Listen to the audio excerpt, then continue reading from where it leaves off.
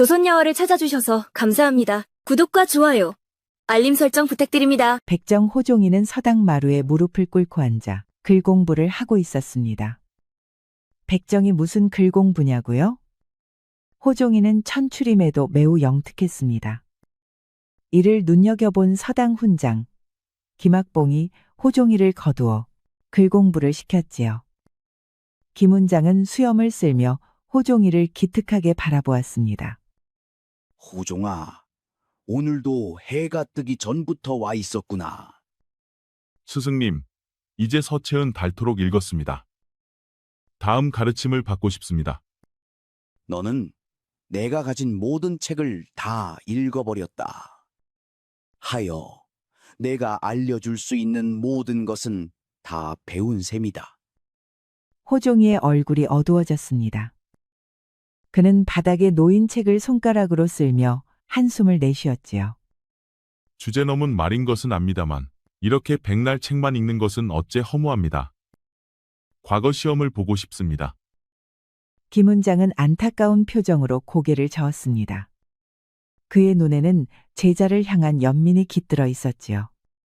너의 재능은 하늘이 내린 것이나 세상의 벽은 높고 두텁도다. 소가 글을 읽으려 한다고 비웃으시는 것이옵니까? 아니다. 너는 내가 가르친 제자 중 가장 뛰어나다. 다만 이 세상이, 이 나라가 너를 인정하지 못할 것이다. 방만한 양반들이 오직 가문과 권력으로만 민초들 위에 앉아 세상을 호령하니 이 어찌 공평한 세상이라 할 수 있습니까? 김훈장은 조용히 일어나 호종이의 어깨를 토닥였습니다. 내일 해 뜨기 전에 다시 오거라. 들려줄 이야기가 있다. 동이 트기 전 호종이는 서당에 도착했습니다. 마당에는 아직 새벽 안개가 걷히지 않았고 나무잎에 맺힌 이슬이 영롱하게 빛났지요. 때마침 김훈장이 작은 나무 상자를 들고 나타났습니다. 오래 기다렸느냐? 이리 앉거라. 스승님, 어제 말씀하신 이야기가 무엇이옵니까? 김훈장은 천천히 나무 상자를 열었습니다. 그 안에는 낡은 비단 주머니와 오래된 편지 한 장이 들어 있었지요. 내가 네 나이였을 때의 이야기를 들려주마. 나도 한때는 꿈이 있었다. 김훈장은 편지를 조심스레 펼쳤습니다. 종이는 오랜 세월에 누렇게 변색되었으나 그 위에 글씨는 여전히 선명했지요. 젊은 시절 양반가의 교수를 사랑했느니라. 스승님께서요? 내게도 젊은 혈기가 있었단다. 허나 나 또한 몰락한 양반 가문 출신 여인네는 고관의 여식이었다. 우리의 사랑은 꽃도 피우기 전에 시들어버렸지. 호종이는 스승의 얼굴에서 지나간 세월의 아픔을 읽었습니다. 이렇듯 세상과 맞서는 것은 결코 쉬운 일이 아니다. 포기하라는 말씀이십니까? 아니다. 반대다. 나는 호종이 너를 응원한다. 고로 그 어떠한 고난이 있더라도 이겨내라는 의미로 이 이야기를 전달한다. 김훈장은 비단 주머니에서 작은 편지를 꺼내 호종에게 건넸습니다. 그리고 이건 내 족보 일부다. 호종아, 나는 너를 내 양자로 삼고 족보에 올렸다. 이 천한 신분의 굴레를 벗겨줄 수 있는, 내가 너에게 줄 수 있는 유일한 방편이다. 호종이는 놀라움과 감격이 뒤섞인 표정으로 족보를 받았습니다. 스승님, 감히 제가 그런 자격이. 자격이라니? 학문은 신분을 가리지 않는다. 너는 그 누구보다 배우려 했고 이룰 자격이 있다. 한양에 박진사라는 이가 있다. 중인 출신이지만 학식이 높고 마음이 넓은 양반이다. 이 편지와 족보를 들고 그를 찾아가거라. 한양 말씀이십니까? 그분이 정말 저를 받아주실까요? 네 재능은 이곳에 묻히기엔 너무 아깝다. 신분을 숨기고 과거에 도전하거라. 박진사라면 도와줄 것이야. 호종이의 눈에 희망의 빛이 서서히 피어올랐습니다. 그는 스승의 손을 꼭 잡았지요. 스승님의 가르침을 잊지 않겠사옵니다. 반드시 성공하여 돌아오겠습니다. 이슬을 머금은 새벽녘. 호종이는 작은 괴나리 보찜을 메었습니다. 한양으로 떠날 준비를 마치고 부모님께 마지막 인사를 드리고 있었지요. 호종이의 어머니는 아들의 옷매무새를 정리하며 눈물을 참고 있었습니다. 멀고 험한 길이니 몸조심하거라.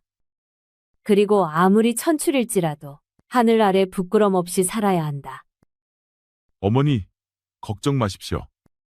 스승님께서 주신 소개장이 있으니 한양에 도착하면 박진사님을 찾겠습니다. 호종이의 아버지는 작은 주머니를 꺼내 아들에게 건넸습니다. 얼마 안 되는 여비이지만 굶주릴 때 요긴하게 쓰거라. 내 재능이 묻히지 않기를 바란다.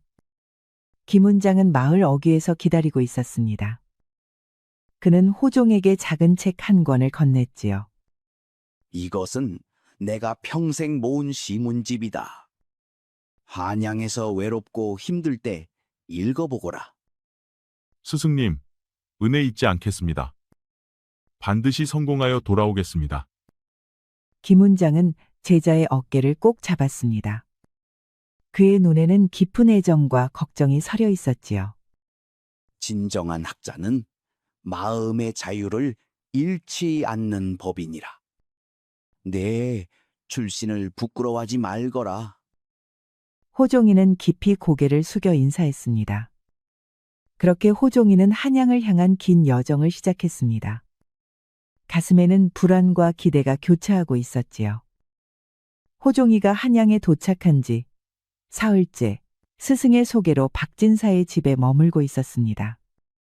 이날 저녁 그는 시장에서 박진사가 부탁한 책을 사들고 돌아가는 길이었지요. 한양의 거리는 고향과는 비교할 수 없이 넓고 복잡했습니다. 박진사는 호종에게 친절했습니다. 호종에게 한양 생활의 지혜를 알려주었지요. 한양에서는 눈과 귀를 크게 열고 입은 작게 열어야 하느니라. 특히 양반들 앞에서는 더더욱 그러해야 한다. 가르침 명심하겠습니다. 과거 준비는 언제부터 시작하면 좋을까요? 조급해 말거라. 먼저 한양의 물정을 살피고 내 친구들을 소개해주마. 호종이가 시장에서 돌아가는 길, 갑자기 좁은 골목에서 여인의 비명 소리가 들렸습니다. 호종이는 잠시 망설이다 소리가 나는 방향으로 발걸음을 옮겼습니다. 어두운 골목에서 젊은 여인이 3명의 무례배들에게 둘러싸여 있었습니다. 차림새를 보아하니 건다리가리보다는 뜨내기 유생 선비들 같았습니다. 이렇게 고운 분이 어찌 혼자 다니시오? 우리가 호위해 드리겠소. 여인은 단아한 차림새를 하고 있었습니다. 당황한 기색이 역력했지만 침착하게 대응하고 있었습니다. 그녀의 눈빛에는 두려움보다 분노가 더 깃들어 있었지요. 이 길은 제가 자주 다니는 길이니 물러가 주십시오. 그렇지 않으면 소리를 지르겠습니다. 앙칼지구려. 더 마음에 드는구려. 내 아랫도리도 앙칼진데 맛이나 한번 보겠소. 호종이는 가슴이 뛰었습니다. 위험에 처한 여인을 그냥 지나칠 수 없었습니다. 그는 잠시 생각에 잠기다 기지를 발휘했습니다. 아이고 포졸나으리, 오늘 별일 없으셨습니까? 호종이의 외침에 무례배들이 놀라 주위를 둘러보았습니다. 그 틈을 타 호종이는 재빨리 여인에게 다가가 그녀의 손을 잡고 골목을 빠져나왔지요. 두 사람은 숨이 차도록 달려 번화가에 도착했습니다. 정말 감사합니다. 은희님이 아니었으면 험한 꼴을 볼 뻔했어요. 저는 정유화라고 합니다. 최가댁의 친척이지요. 호종이랍니다. 한양에 온 지 얼마 되지 않은 서생입니다. 언제 한번 찾아오셔요. 오늘의 은혜를 보답하겠습니다. 정 씨의 맑은 눈빛이 호종이의 마음을 설레게 했습니다. 호종이는 꼭 그러하겠다고 약조하고 떠났습니다. 그리고 호종이는 정 씨의 초대로 최가댁을 방문했습니다. 은희님, 방문해 주셨군요.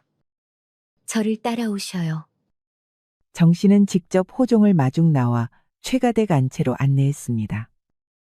대문을 지나 넓은 마당을 지나자 고풍스러운 사랑채가 나왔습니다. 행랑채에 하인들이 조용히 인사를 올렸고 꽃나무가 늘어선 뜰을 따라 걷다 보니 곧 정갈한 서재에 이르렀지요. 호종이는 이토록 화려한 서재를 본 적이 없었습니다. 학문의 뜻이 깊은 듯하여 이렇게 서재를 구경시켜드리고 싶었습니다. 과분한 말씀입니다. 마님께서 이렇게 귀한 분이신 줄 미처 알지 못했사옵니다. 최가댁은 제 친정의 친척이 되시지요. 제가 과부가 된 후 이곳에 머물고 있답니다. 정 씨는 호종이에게 차를 내오며 그의 학식을 시험해 보고자 했습니다. 그녀는 책장에서 시집 한 권을 꺼내 호종에게 건넸지요.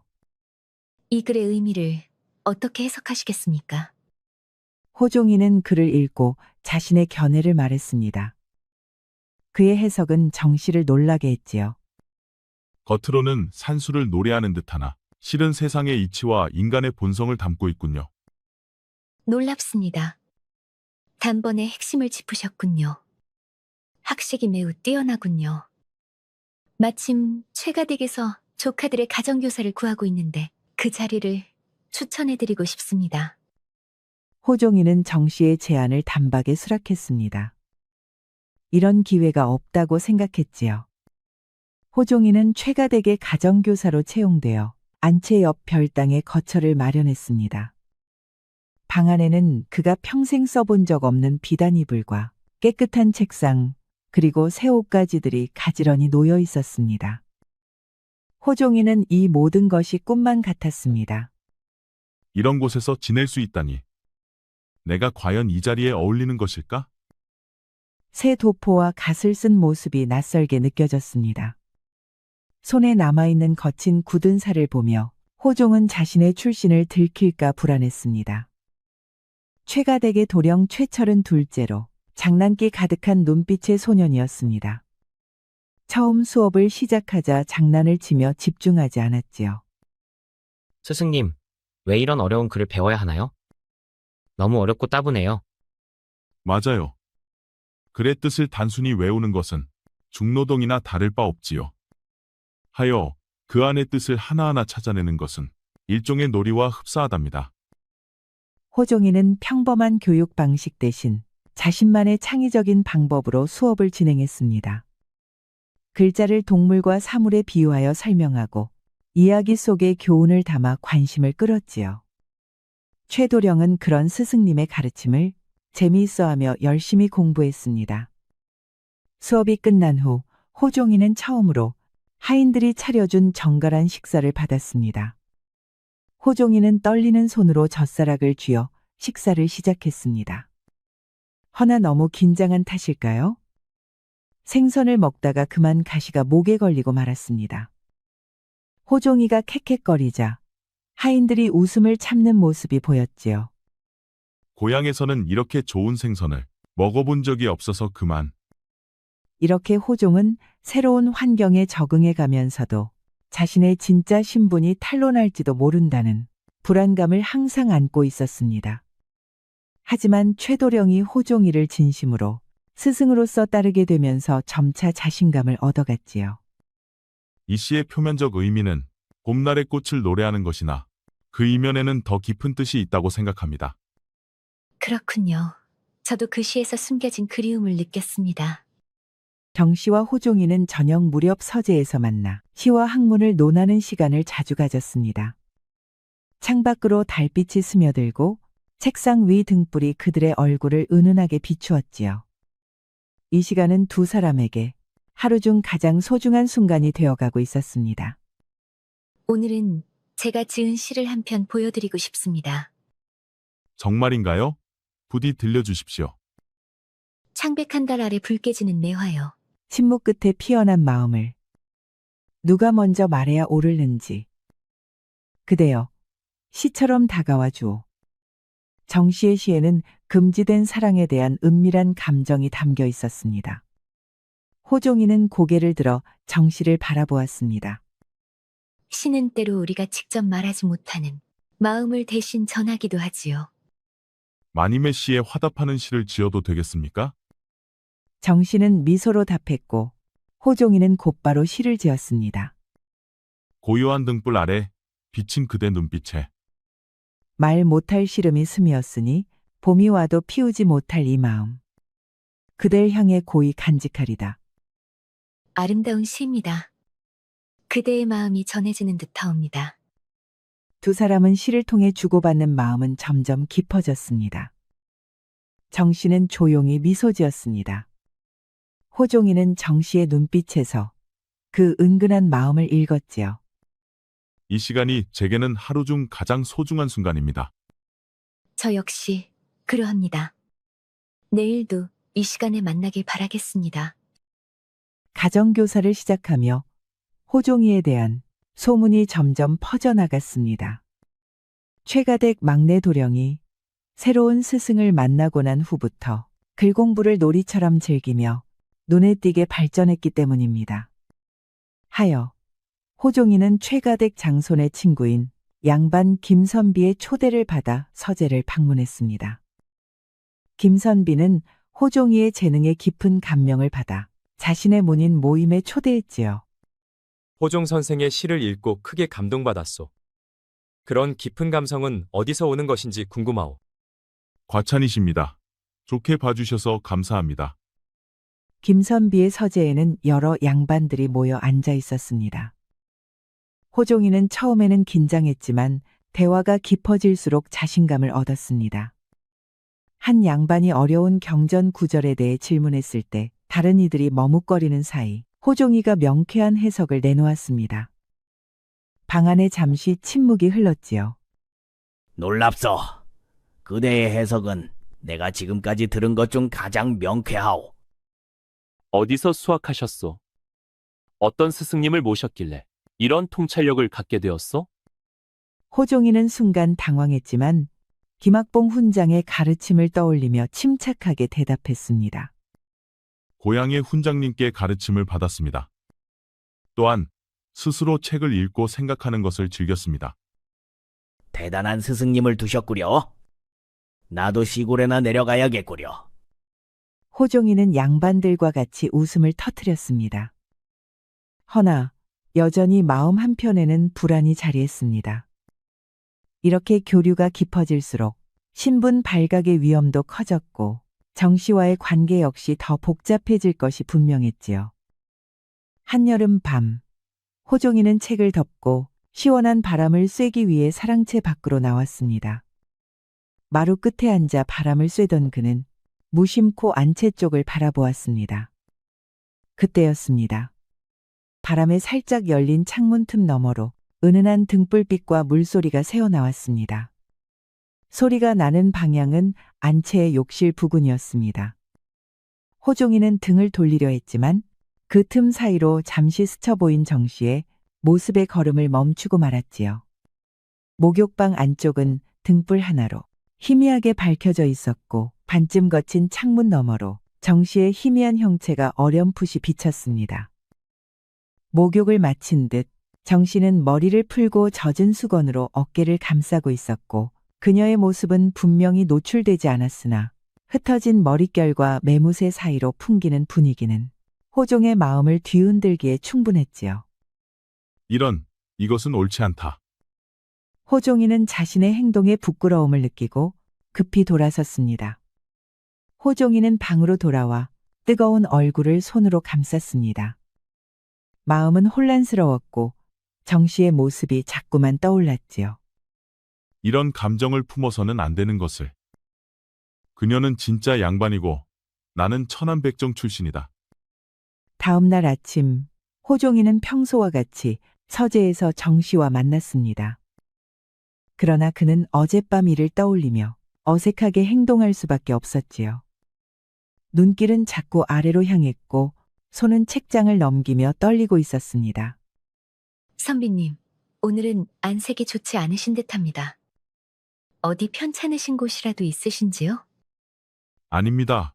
어젯밤 더위 때문에 잠을 이루지 못했을 뿐입니다. 그러셨군요. 저도 어젯밤 더위를 식히러 한밤에 목욕을 했지요. 정 씨의 말에 호종의 얼굴이 붉어졌습니다. 그는 급히 책을 들여다보며 표정을 감추었지요. 정 씨는 그의 반응을 유심히 살피며 미소를 지었습니다. 무슨 일이 있었나요? 왜 그리 당황하시는 것입니까? 아닙니다. 그저 이 책의 내용이 어려워서 그렇습니다.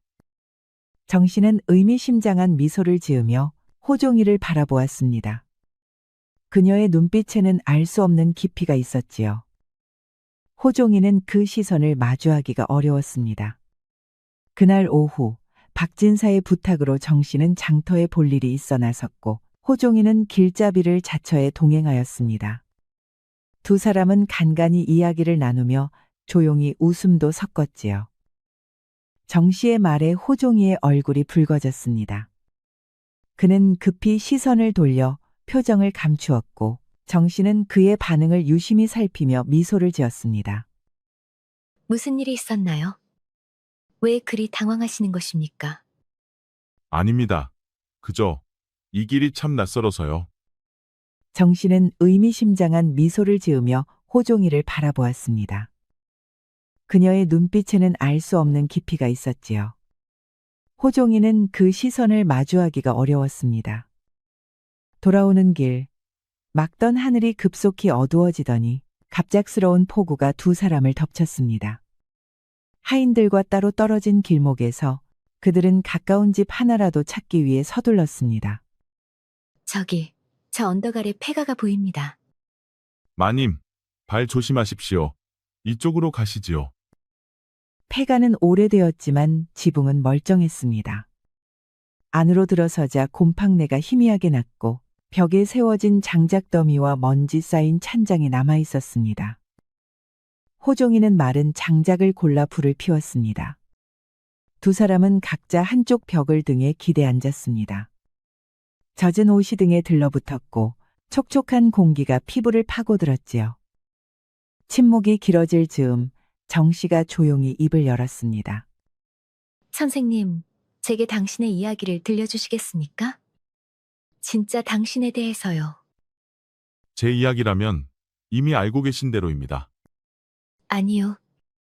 당신이 백정 출신이라는 사실을 포함한 진짜 이야기 말입니다. 호종이의 얼굴이 창백해졌습니다. 손끝이 떨리고 장작불이 희미하게 그의 떨림을 비췄습니다. 그녀는 그런 호종을 조용히 바라보고 있었습니다. 어떻게 아셨습니까? 처음 만났을 때부터 눈치챘어요. 손에 남은 굳은 살, 양반들 앞에서의 조심스러움, 그리고 무엇보다 당신의 눈빛이 평범한 선비의 것이 아니었습니다. 호종이는 오랜 침묵 끝에 입을 열었습니다. 그는 이제 모든 것이 끝났다고 생각했지요. 허나 정 씨의 눈엔 경멸도 놀람도 없었습니다. 그녀의 눈에는 오히려 따뜻함과 연민이 깃들어 있었지요. 그렇다면 왜 저를 고발하지 않으셨습니까? 당신의 재능과 인품은 신분을 넘어서는 것이었어요. 그리고 점점 당신에게 마음이 끌렸습니다. 정 씨는 조심스럽게 다가와 그의 손을 잡았습니다. 그녀의 손끝은 따뜻했고 호종이의 숨결은 그 순간 깊어졌습니다. 저도 당신께 고백할 것이 있어요. 저는 남편을 사랑하지 않았던 과부입니다. 18배 혼인했고 20해가 되기 전 과부가 되었지요. 저도 이 사회가 씌운 족쇄 속에 갇혀 살아온 몸입니다. 저는 당신을 처음 배웠을 때부터 가슴이 떨렸습니다. 하지만 우리 사이엔 넘을 수 없는 벽이 있다고 생각했지요. 그 벽은 세상이 만든 것이기도 하지만 무엇보다 우리가 스스로 만든 것일지도 모르죠. 진정한 마음은 그 벽을 넘게 합니다. 폭풍우가 잦아들고 새벽이 밝아오기 시작했습니다. 호종이와 정 씨는 밤새 서로의 진심을 나누었습니다. 앞으로 어떻게 해야 할지 두렵습니다. 하지만 당신과 함께라면 그 두려움도 이겨낼 수 있을 것 같습니다. 우리 함께 길을 찾아봅시다. 이 폭풍이 지나간 것처럼 우리 앞에 어려움도 언젠가는 지나갈 테니까요. 호종이는 최가댁 장손 최상현 선비의 서재를 찾았습니다. 마음은 불안했지만 표정은 담담하게 유지했지요. 서재 문을 열자 최 선비는 창가에 서서 그를 기다리고 있었습니다. 들어오게, 호종 선생. 자네와 중요한 이야기를 나눌 것이 있네. 부르셨습니까? 무슨 일로 저를 찾으셨는지요? 최 선비는 천천히 호종에게 다가와 그를 위아래로 훑어보았습니다. 그의 입가에는 미묘한 미소가 맴돌았지요. 호종 선생, 자네가 백정 출신이라는 사실을 알고 있네. 호종이의 얼굴이 창백해졌습니다. 그의 손이 미세하게 떨리기 시작했지요. 최 선비는 그의 반응을 즐기듯 천천히 주변을 거닐었습니다. 놀라지 말게. 내가 자네를 당장 고발할 생각은 없어. 오히려 제안이 있네. 어떤 제안이십니까? 다음 달에 있을 과거 시험에 나를 대신에 응시해주게. 자네의 실력이라면 충분히 합격할 테니. 호종이는 충격을 감추지 못했습니다. 과거 시험 대리 응시는 엄중한 처벌을 받는 중대한 범죄였지요. 내가 합격하면 자네에게 큰 보상을 하지. 그리고 자네의 비밀도 지켜주겠네. 물론 정 씨와의 관계도 눈 감아주고. 정 씨와의 관계라니 무슨 말씀을? 모든 것을 알고 있네. 천한 백정놈이 양반가의 과부와 눈이 맞았다? 이 얼마나 가소로운 일인가. 최 선비의 말에 호종의 눈빛이 변했습니다. 분노와 두려움이 교차했지요. 주먹을 꽉 쥐었지만 아직 자제력을 잃지 않았습니다. 만약 제가 거절한다면 어찌하시겠습니까? 그렇다면 모든 것을 폭로하지. 자네는 백정 신분을 속인 죄로 처벌받을 것이고 정 씨는 가문의 수치로 낙인 찍혀 평생 고통 속에 살게 될 걸세. 호종이는 깊은 고뇌에 빠졌습니다. 최 선비의 협박 분노했지만 지금까지 쌓아온 모든 것을 잃을지도 모른다는 두려움에 즉각 거절하지 못했지요. 내일까지 답을 기다리겠네. 현명한 선택을 하기 바라네, 백정 선생. 호종이는 무거운 발걸음으로 서재를 나왔습니다. 그의 마음은 폭풍우 치는 바다처럼 요동쳤습니다. 호종이는 정 씨의 거처로 급히 찾아갔습니다.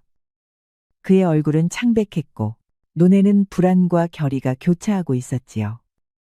정 씨는 호종이의 상태를 보고 즉시 무슨 일이 있었는지 직감했습니다. 무슨 일이 있었나요? 얼굴이 너무 창백하십니다.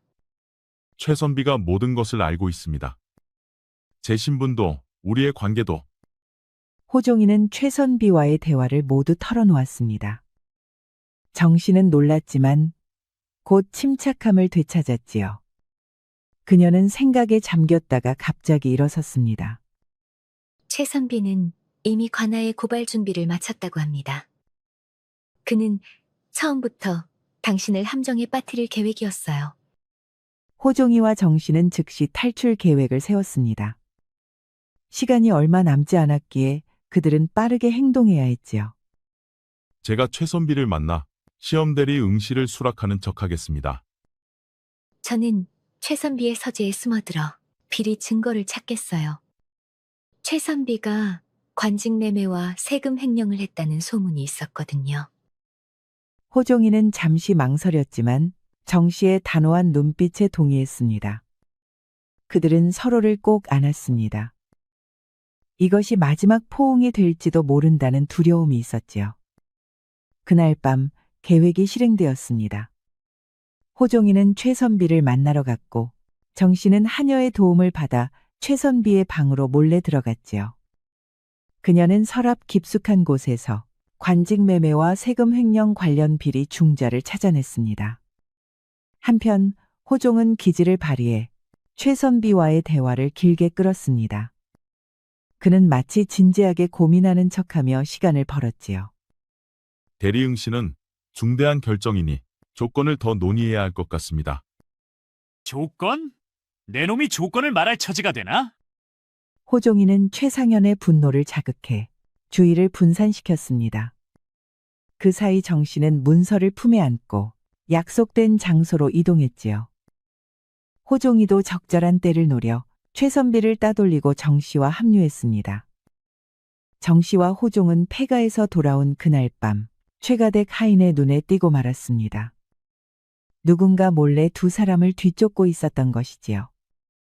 다음 날 최가댁에서는 정 씨의 외출에 대한 의심이 커졌고 정 씨의 사촌 오라비인 최선비는 노기를 감추지 못했습니다. 정 씨를 몰아붙이며 진상을 캐묻던 그는 결국 그녀 입에서 호종의 이름이 흘러나오는 순간 얼굴빛이 싸늘하게 변했지요. 감히 천한 백정이. 그날 밤 박진사는 긴급히 소식을 전해 듣고 호종이와 정 씨를 몰래 숲으로 불러냈습니다. 달도 구름에 가려 숲은 짙은 어둠에 잠겨 있었습니다. 그곳에서 두 사람은 조용히 도착한 마차를 타고 황급히 한양 외곽으로 몸을 피했지요. 한양 외곽에 절로 가거라. 그곳에서 다음 지시를 기다리도록. 하지만 분노한 최선비는 호종이의 백정 신분을 공개적으로 폭로하고 관아에 신고했습니다. 이제 호종이는 죄인이 되어 한양 전체에서 수배되는 신세가 되었지요. 정 씨, 이제 돌이킬 수 없는 길을 걷게 되었습니다. 아직 늦지 않았으니 돌아가십시오. 아니요. 우리는 함께입니다. 이 증거로 최상현을 몰아낼 수 있어요. 희망을 잃지 마세요. 호종이와 정 씨는 한양 외곽에 작은 절에 몸을 숨긴 지 나흘째였습니다. 절의 스님은 박진사의 지인으로 두 사람을 묵묵히 돌봐주었지요. 이른 아침 호종이는 절마당에서 깊은 생각에 잠겨 있었습니다. 정 씨는 호종에게 다가와 그의 어깨에 손을 얹었습니다. 그녀의 얼굴은 피로했지만 눈빛만은 여전히 단호했지요. 무슨 생각을 그리 깊이 하고 계신 것입니까? 우리가 앞으로 어떻게 해야 할지 고민하고 있었소. 이대로 멀리 떠나야 할까요? 제가 몰래 모아둔 재산이 있어요. 그것으로 멀리 떠나 새 삶을 시작할 수 있을 거예요. 그때 절문을 두드리는 소리가 들렸습니다. 호종이와 정 씨는 긴장했지만 스님이 데려온 사람은 뜻밖에도 호종이의 스승 김학봉이었지요. 노훈장의 얼굴은 여행의 피로로 지쳐 있었습니다. 호종아, 드디어 찾았구나. 네 소식을 듣고 급히 한양으로 왔다. 스승님, 어찌 저를 찾으셨습니까? 박진사의 전가를 받았다. 그리고 너에게 전할 중요한 소식이 있어 왔느니라. 김학봉은 주머니에서 편지 한 장을 꺼내 호종에게 건넸습니다. 그것은 고위 관리 박판서가 보낸 것이었지요. 박판서는 내 오랜 벗이다. 그는 네 재능과 상황에 관심을 보이며 만나고 싶어 한다.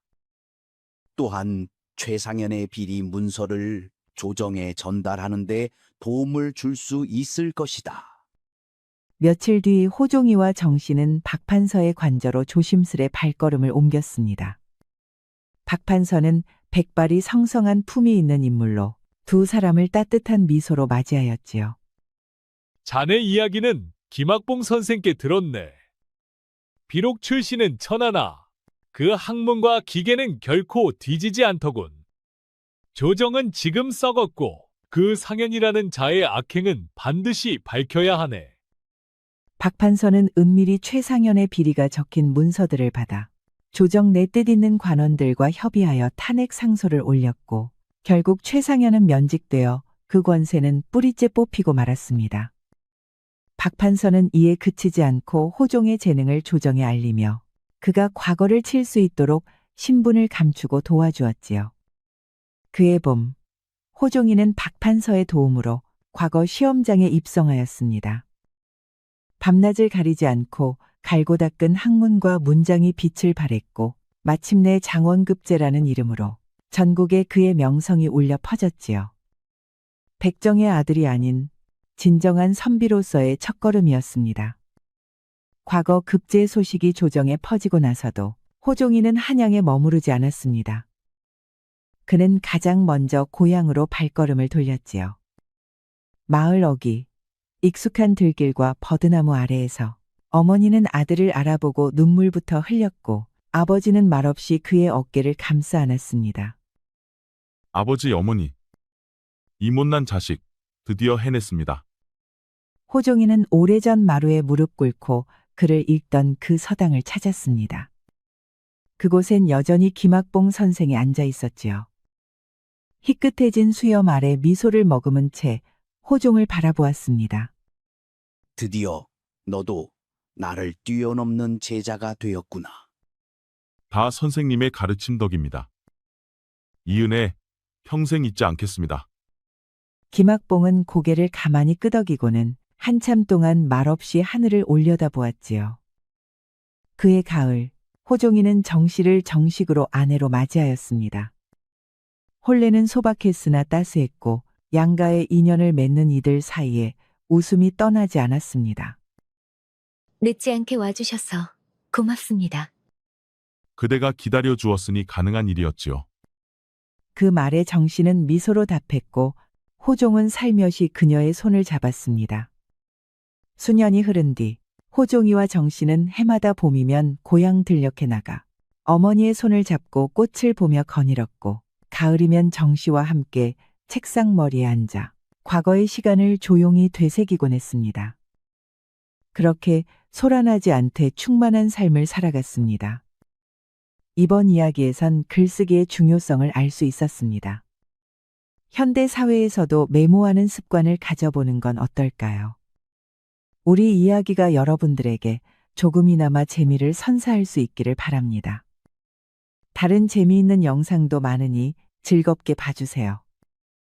그럼 여러분 모두 행복하고 즐거운 시간 되세요.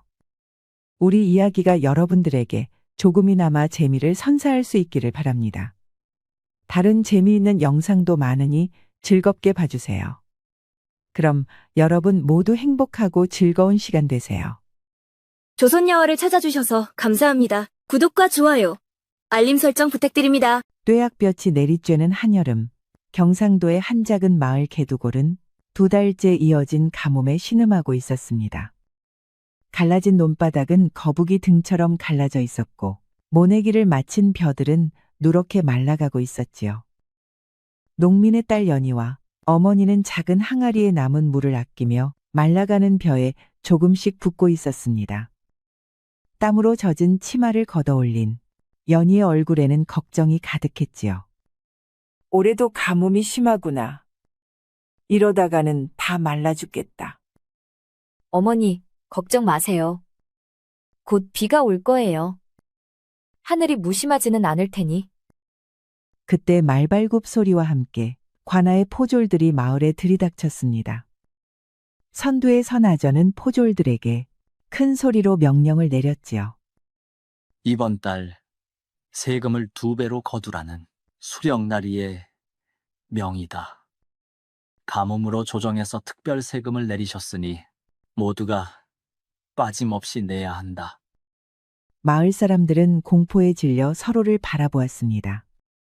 가뭄으로 특별 세금이라니. 이게 당최 뭔 소리랍니까? 이미 지난 겨울의 세금도 제대로 내지 못한 집이 많은데 2배의 세금이라니 감당할 수 없는 일이었지요. 노인 한 명이 떨리는 목소리로 말했습니다. 날이 가뭄으로 농사를 망쳤는데 어찌 2배의 세금을 내라 하십니까? 아전은 코웃음을 치며 노인에게 다가갔습니다. 감히 관아의 명령에 불평을 하느냐? 이번 주 안에 세금을 내지 못하는 자는 모두 노비로 팔릴 것이다. 그 말에 마을 사람들은 더욱 공포에 떨었습니다. 그날 밤 연희와 어머니는 작은 초가집에서 근심에 잠겨 있었습니다. 연희야, 우리에게 남은 곡식은 겨우 보름치다. 세금을 내면 굶어 죽을 것이고 내지 못하면 노비로 끌려갈 것이니. 그때 멀리서 들려오는 피리 소리가 밤 공기를 가르며 마을 전체에 퍼졌습니다. 구슬프면서도 어딘가 위로하는 듯한 곡조는 맑고 청아했습니다. 어머니, 저 피리 소리. 어제도 들었어요. 누가 이 밤중에 연주하는 걸까요? 소문에 의하면 관아의 악행에 맞서는 피리 부는 의적이 있다 하더구나. 연희는 창밖을 바라보며 피리 소리에 귀를 기울였습니다. 며칠 뒤 날카로운 고함 소리가 마을을 깨웠습니다. 아전이 노인의 머리채를 잡아 끌며 마을 사람들 앞에서 본보기를 보이고 있었지요. 이 늙은이가 감히 세금을 내지 않겠다고 버틴다. 모두 보아라. 관아의 명령을 거역하면 어떤 꼴이 되는지. 아전의 발길질에 노인은 먼지 속에 쓰러졌습니다. 마을 사람들은 공포에 질려 아무도 나서지 못했고 연희는 어머니 뒤에 숨어 떨고 있었지요. 아전나리, 제발 며칠만 더 기다려주시면 어떻게든 마련하겠소이다. 시간은 끝났다. 오늘 해질녘까지 세금을 내지 못하는 집은 모두 관아로 끌려갈 것이다. 그때였습니다. 어디선가 피리 소리가 울려 퍼졌습니다. 그렇게 이목이 집중된 가운데 갑자기 숲에서 날카로운 바람 소리와 함께 화살 하나가 날아왔습니다. 화살은 아전의 가슴을 정확히 꿰뚫었지요. 아전은 놀란 눈으로 자신의 가슴을 내려다보았고 입에서 피를 토하며 그대로 쓰러졌습니다. 화살에는 작은 쪽지가 묶여 있었고 누군가 떨리는 손으로 그것을 펼쳐 읽었지요. 쪽지에는 불이 앉아 천벌받으라라는 문구가 적혀 있었습니다. 수령은 분노로 얼굴이 붉게 달아올라 관아를 서성였습니다. 아전의 죽음 소식에 즉시 마을로 달려왔지만 범인의 흔적은 찾을 수 없었지요. 당장 마을을 뒤져라. 이 무례한 반역자를 찾아내어 효수하라. 포졸들이 마을 곳곳을 뒤지기 시작했습니다. 해가 저물 무렵 마을 사람들은 우물가에 모여 소곤거렸습니다. 피리부는 의적이라 하더구나. 지난달 북쪽 마을에서도 악독한 상인을 혼내준 일이 있었다지. 전 영의정 가문의 후손이라는 소문도 있소이다. 억울하게 모함받아 가문이 몰락했다는. 연희는 그들의 대화를 들으며 가슴이 뛰었습니다. 마음속에 작은 희망이 싹텄지요. 어머니, 정말 우리를 도와줄 사람이 나타난 걸까요? 하늘이 무심치 않은 게지. 하지만 조심하자. 우리도 괜한 화를 뒤집어 쓸 수 있다. 그날 밤 문을 두드리는 거친 소리에 연희와 어머니는 잠에서 깨어났습니다. 날이 채 밝기도 전 포졸들이 초가집 문을 발로 차 열었지요. 관아의 명령이다. 세금을 내지 못한 죄를 물을 것이다. 무슨 죄목으로 우리를 체포한단 말이오? 우리는 법을 어긴 적이 없소이다. 세금 체납과 관아, 모욕죄다. 거짓말이에요. 우리는 아무 죄도 없어요. 포졸들이 어머니를 거칠게 끌어내자 연희는 물통을 들어 포졸에게 물을 끼얹었습니다. 물에 젖은 포졸이 미끄러져 넘어지자 잠시 혼란이 일었지요. 포졸들은 연희와 어머니의 손목에 밧줄을 묶었습니다. 주변에 모인 마을 사람들은 두려움에 떨며 아무도 나서지 못했지요. 그렇게 어머니는 끌려갔습니다. 관아 마당에서는 수령이 위조된 문서를 들고 선언하고 있었습니다. 김씨 가족은 세금을 체납하고 관아를 모욕한 죄로 노비로 전락한다. 이 여인은 내일 남부지방으로 팔려갈 것이다. 연희의 어머니는 고개를 숙인 채 눈물을 흘렸습니다. 딸아이는 아무 죄가 없습니다. 그러니 부디 풀어주십시오. 오냐, 마지막 자비로 딸려는 주방만 하겠다. 연희는 억울함에 목이 메어왔습니다. 그러자 어머니는 연희를 위로하며 말했습니다. 네 동생 월이를 찾거라. 이젠 내 유일한 피부치다. 연희는 충격에 얼어붙었습니다. 동생이라니? 그녀는 독자라고만 알고 있었지요. 동생이요? 무슨 말씀이세요? 네겐 쌍둥이 동생이 있다. 월이라고 큰 흉년 때 남부 해안 마을로 보냈단다. 부디 잘 살길 바란다. 마을로 돌아온 연희는 온몸이 멍들고 상처투성이었습니다. 마을 사람들은 그녀를 동정하는 눈빛으로 바라보았지만 누구도 도움의 손길을 내밀지 않았지요. 연희는 텅 빈 집으로 돌아가지 않고 산으로 향했습니다. 마음속에는 오직 절망만이 가득했지요. 어머니, 저는 살아갈 힘이 없어요. 그리고 월이라는 동생은 어떻게 찾아야 할지. 차가운 바람이 절벽 위로 불어왔습니다. 달빛만이 연희의 얼굴을 비추는 깊은 밤, 그녀는 절벽 끝에 서서 아래를 내려다보고 있었지요. 까마득한 아래로는 바위와 계곡물이 어둠 속에 희미하게 보였습니다. 농녀 연희는 텅 빈 눈으로 허공을 바라보았습니다. 그녀의 마음속에는 어머니가 끌려가는 모습과 쌍둥이 동생에 대한 충격적인 비밀만이 맴돌고 있었지요. 어머니, 저는 어머니도 구하지 못하고 동생도 찾을 수 없어요. 이렇게 살아봐야. 그녀는 천천히 눈을 감고 한 발을 앞으로 내디뎠습니다. 그 순간 바람을 가르는 소리와 함께 검은 그림자가 나타나 연희의 허리를 감싸 안았지요. 연희가 눈을 떴을 때 그녀는 이미 절벽에서 몇 걸음 떨어진 곳에 서 있었습니다. 목숨을 함부로 버리지 마시오. 검은 복면을 쓴 남자가 연희 앞에 서 있었습니다. 달빛 아래 그의 눈만이 복면 사이로 빛나고 있었지요. 연희는 충격과 혼란으로 바위에 등을 기댄 채 복면남을 경계하듯 바라보았습니다. 그녀의 눈에는 분노와 두려움이 교차했지요. 당신은 누구시오? 왜 나를 구한 것이오? 복면남은 조용히 연희 앞에 앉아 그녀의 상처를 살폈습니다. 그의 손길은 의외로 부드럽고 능숙했습니다. 그대의 어머니가 노비로 끌려간 일을 알고 있어. 그리고 그대에게 쌍둥이 동생이 있다는 것도. 연희는 놀라 몸을 움츠렸습니다. 어떻게 이 남자가 그 모든 것을 알고 있는 것인지 그녀의 눈에 의심이 깃들었지요. 당신이 마을에서 소문난 그 의적이오?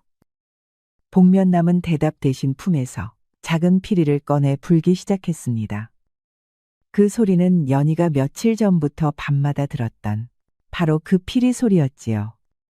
슬프면서도 용기를 주는 선율이 밤 공기를 타고 퍼졌습니다. 연희는 피리 소리에 점차 마음이 진정되었습니다. 복면남은 연희를 샘터로 데려가 물을 떠주었습니다. 그리고 주머니에서 약재를 꺼내 연희의 상처에 발라주었지요. 어머니는 구할 수 있을까요? 방법이 있어. 하지만 쉽지 않을 것이오. 그대가 나를 도와준다면 가능할지도. 동이 틀 무렵 복면남은 연희에게 손을 내밀었습니다. 그의 눈에는 단호함과 함께 따뜻함이 어려 있었지요. 나를 따라오시오. 연희는 잠시 망설였습니다. 이 낯선 남자를 믿어도 될지, 그가 정말 어머니를 구할 수 있을지 확신할 수 없었지요. 하지만 그녀의 마음 한구석에는 작은 희망이 싹트고 있었습니다. 정말 어머니를 구할 수 있나요? 내 목숨을 걸고 약속하겠어.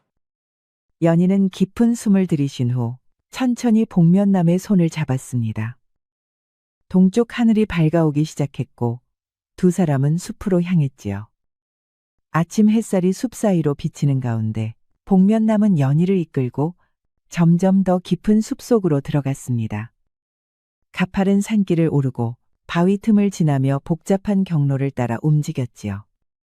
연희는 지친 몸을 이끌고 간신히 산해를 따라갔습니다. 도대체 어디로 가는 건가요? 길이 정말 험하네요. 그것이 바로 목적이오. 아무도 우리를 쫓아올 수 없도록. 마침내 그들은 높은 폭포 앞에 도착했습니다. 폭포수가 요란한 소리를 내며 떨어지고 있었고 주변은 안개로 가득했지요. 사내는 연희의 손을 잡고 폭포 옆으로 난 좁은 바위 틈을 따라 이동했습니다.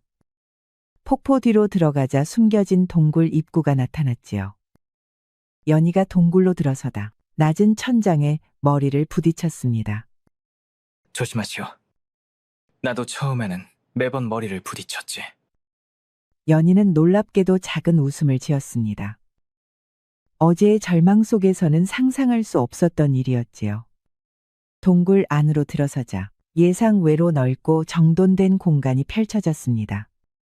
한쪽에는 작은 화로가 있어 따뜻했고 벽에는 횃불이 켜져 있었습니다. 책과 문서들이 정리되어 있었고 다양한 무기와 약재, 의복이 정갈하게 보관되어 있었지요. 이곳이 내 은신처요. 아마 그대는 첫 손님일 것이오. 당신은 정말 그 소문의 의적이군요. 사내는 천천히 고개를 끄덕이며 복면을 살짝 올려 입 주변을 드러냈습니다. 그는 진지한 표정으로 말했지요. 나는 부패한 관리들의 악행을 기록하고 억압받는 이들을 돕고 있어. 연희는 벽에 걸린 문서들을 살펴보았습니다. 그곳에는 수령과 관아의 비리, 불법적인 세금 징수, 노비 매매 기록들이 상세히 적혀 있었지요. 이 모든 것을 혼자서? 모든 마을에는 정의를 바라는 이들이 있어. 그들이 내게 정보를 전하고 나는 행동할 뿐이요. 사내는 작은 상자를 열어 약재를 꺼내 연희의 상처에 다시 발라주었습니다. 그의 손길은 부드럽고 능숙했지요. 그대의 어머니는 아직 관아에 있을 것이오. 내일 남부지방으로 보내질 예정이니 우리에겐 하루 시간이 있어. 어떻게 구할 수 있단 말이오? 관아는 경비가 삼엄할 텐데. 계획이 있어. 하지만 먼저 그대가 휴식을 취해야겠소. 내가 잠시 정보를 더 모아오겠소. 사내가 떠난 후 연희는 은신처를 둘러보았습니다. 구석에 놓인 작은 상자에서 그녀는 비단 천에 쌓인 물건을 발견했지요. 조심스레 펼쳐보니 그것은 양반가의 가족 문장이 새겨진 옥패였습니다. 연희는 의문의 찬눈으로 그 물건을 바라보았지요. 사내가 떠난 지 몇 시간, 연희는 불안하게 은신처를 서성였습니다. 어머니에 대한 걱정이 그녀의 마음을 채웠지요. 그녀는 결심했습니다. 직접 마을에 가서 어머니의 소식을 알아보기로 한 것입니다. 돌아올 때까지 언제까지 기다릴 수는 없어. 어머니는 지금 고통받고 계실 테니. 연희는 은신처에서 찾은 사내의 옷과 갓을 꺼내 입었습니다. 머리를 단정히 묶어 변장했지요. 그녀는 복면인이 알려준 비밀 통로를 따라 조심스레 밖으로 나섰습니다.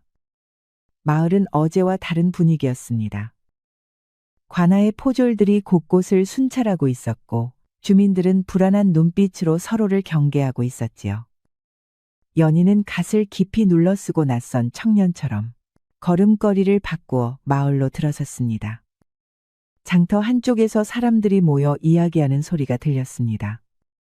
아전이 죽은 후로 수령이 미쳐 날뛰고 있다오. 밤마다 피리 소리가 들리면 벌벌 떤다지. 쉿! 조심하시오. 관아에서 밀정을 마을 곳곳에 심어놓았다 하오. 의적을 잡는 자에게 큰 상을 내린다 하니? 연희는 놀라움을 감추며 계속 걸었습니다. 마을 사람들의 표정에서 공포와 함께 은밀한 희망을 읽을 수 있었지요. 의적의 활동이 수령의 압제를 조금이나마 약화시킨 것 같았습니다. 연희는 우물가에 다가갔습니다. 그곳에서 물을 깃는 노파에게 조심스레 말을 건넸지요. 할머니, 관아에 끌려간 김씨네 여인은 어찌 되었습니까? 아이고, 우리 연희 아니냐? 이게 무슨 차림새냐? 주변 사람들이 일제히 고개를 돌렸고 연희는 식은땀을 흘리며 노파의 입을 막으려 했습니다. 쉿, 할머니, 제발 조용히 하세요. 어머니 소식만 알려주세요. 네, 어머니는 내일 새벽 노비 상인들에게 넘겨질 예정이라더구나. 연희의 가슴이 무너져 내렸습니다. 내일이면 어머니를 영영 잃게 될지도 모른다는 생각에 눈앞이 캄캄해졌지요. 감사합니다. 할머니, 이만 가보겠습니다. 연희가 마을을 빠져나가려 할 때 그녀는 직감적으로 누군가 자신을 따라오고 있음을 느꼈습니다. 뒤를 돌아보니 관아의 밀정으로 보이는 남자가 그녀를 주시하고 있었지요. 연희는 가슴이 쿵쾅거리며 걸음을 재촉했습니다. 장터의 혼잡한 인파 속으로 몸을 숨겼지만 밀정의 시선이 계속 그녀를 쫓고 있었습니다. 어서 돌아가야 해. 의정님에게 알려야 해. 연희는 간신히 밀정을 따돌리고 은신처로 돌아왔습니다. 그녀가 도착했을 때 사내는 이미 돌아와 있었고 그녀의 부재에 걱정하고 있었지요. 어디 갔었소? 위험한 줄 알면서도. 어머니 소식이 걱정되어 마을에 다녀왔어요. 내일 새벽 어머니가 남부 지방으로 팔려간다고 합니다. 그렇다면 오늘 밤 행동해야겠소. 관아에 잠입하여 그대의 어머니를 구출하겠소. 두 사람은 밤이 깊어질 때까지 계획을 세웠습니다. 사내는 관아의 구조도를 펼쳐 보이며 침입 경로와 탈출로를 설명했고 연희는 주의 깊게 들었지요. 달이 구름에 가려 어두운 밤, 사내와 연희는 관아 담장 근처에 숨어 있었습니다. 둘 다 검은 옷을 입고 얼굴을 가리고 있었지요. 계획대로 움직이시오. 내가 먼저 들어가 경비를 제거하면 그대는 내 신호를 따라 들어오시오. 조심하세요. 마을에서 들으니 수령이 의적을 잡으려고 온갖 탐정을 설치했다고 해요. 사내는 가볍게 담장을 뛰어넘어 관아 안으로 사라졌습니다. 마치 바람처럼 소리 없고 빨랐지요. 잠시 후 작은 휘파람 소리가 들려왔고 연희도 담장을 넘었습니다. 관아 내부는 이상할 정도로 조용했습니다. 사내는 경계하며 앞장섰고 연희는 그를 바짝 따랐지요. 이윽고 노비들이 갇혀 있다는 창고로 향했습니다. 이상하오. 경비가 너무 적소. 그때였습니다. 갑자기 사방에서 횃불이 켜지며 포졸들이 나타났습니다. 이미 매복하고 있었던 것이지요. 드디어 잡았도다. 이 망할 도적놈, 내 놈의 정체를 밝혀라. 사내는 순간적으로 연희를 뒤로 밀어 보호하며 검을 뽑아들었습니다. 그러나 너무 많은 포졸들에 둘러싸여 있었지요. 그 여자는 김신의 딸이로구나. 역시 내 예상대로 의적과 내통했어. 어머니는 어디 계십니까? 우리는 아무 죄도 없어요. 이미 떠났다. 너희를 유인하기 위한 거짓 정보였지. 연희는 충격에 빠졌습니다. 모든 것이 함정이었던 것입니다. 사내의 눈에 분노가 번쩍였지요. 내일 아침 너희 둘 다 공개 처형될 것이다. 도적의 정체를 백성들에게 보여주겠다. 포졸들이 다가오자 사내는 재빨리 품에서 작은 주머니를 꺼내 바닥에 던졌습니다. 순간 짙은 연기가 퍼지며 시야가 가려졌지요. 연희, 내 손을 놓지 마시오. 혼란 속에서 화살 몇 발이 날아와 사내의 어깨와 다리를 관통했습니다. 그는 고통을 참으며 연희의 손을 잡고 달렸지요. 동이 트기 직전 두 사람은 간신히 숲속으로 도망쳐 왔습니다. 사내는 여러 발의 화살을 맞아 심하게 피를 흘리고 있었고 복면은 찢어져 얼굴 일부가 드러나 있었지요. 상처가 너무 심해요. 어서 은신처로 돌아가야 해요. 괜찮소. 이 정도는. 그러나 사내의 다리가 힘을 잃고 그는 쓰러졌습니다. 연희는 필사적으로 그를 부축했지요. 그리고 사내의 복면이 더 헐거워지며 얼굴이 드러났습니다. 연희와 비슷한 또래의 아주 잘생긴 청년이었습니다. 연희는 사내를 끌다시피 하며 은신처로 향했지요. 은신처로 돌아온 연희는 사내를 침상에 눕혔습니다. 옷은 피로 젖어 있었고 화살이 어깨와 다리에 깊이 박혀 있었지요. 연희는 떨리는 손으로 약재와 붕대를 찾았습니다. 화살을 빼내야 해요. 고통스러울 테지만 참으셔야 해요. 사내는 고통으로 이마에 땀이 맺혔지만 고개를 끄덕였습니다. 연희는 깊은 숨을 들이쉬고 화살을 빼내기 시작했지요. 신음소리가 동굴 안에 울렸습니다. 화살을 모두 제거하고 상처를 씻은 후 연희는 은신처에서 찾은 약재로 상처를 치료했습니다. 허나 밤이 깊어갈수록 사내의 상태는 점점 악화되었습니다. 고열에 시달렸고 연희는 계속해서 차가운 물수건으로 이마를 닦아주었지요. 새벽빛이 동굴 입구로 희미하게 비쳐들 무렵 사내의 열이 조금 내렸습니다. 연희는 그제야 사내의 얼굴을 제대로 볼 수 있었지요. 사내는 천천히 눈을 떴습니다. 그는 자신의 얼굴이 드러났음을 깨닫고 잠시 침묵했지요. 내 이름은 도진이요. 전 영의정 송대감의 아들이었소. 연희는 충격의 말을 잇지 못했습니다.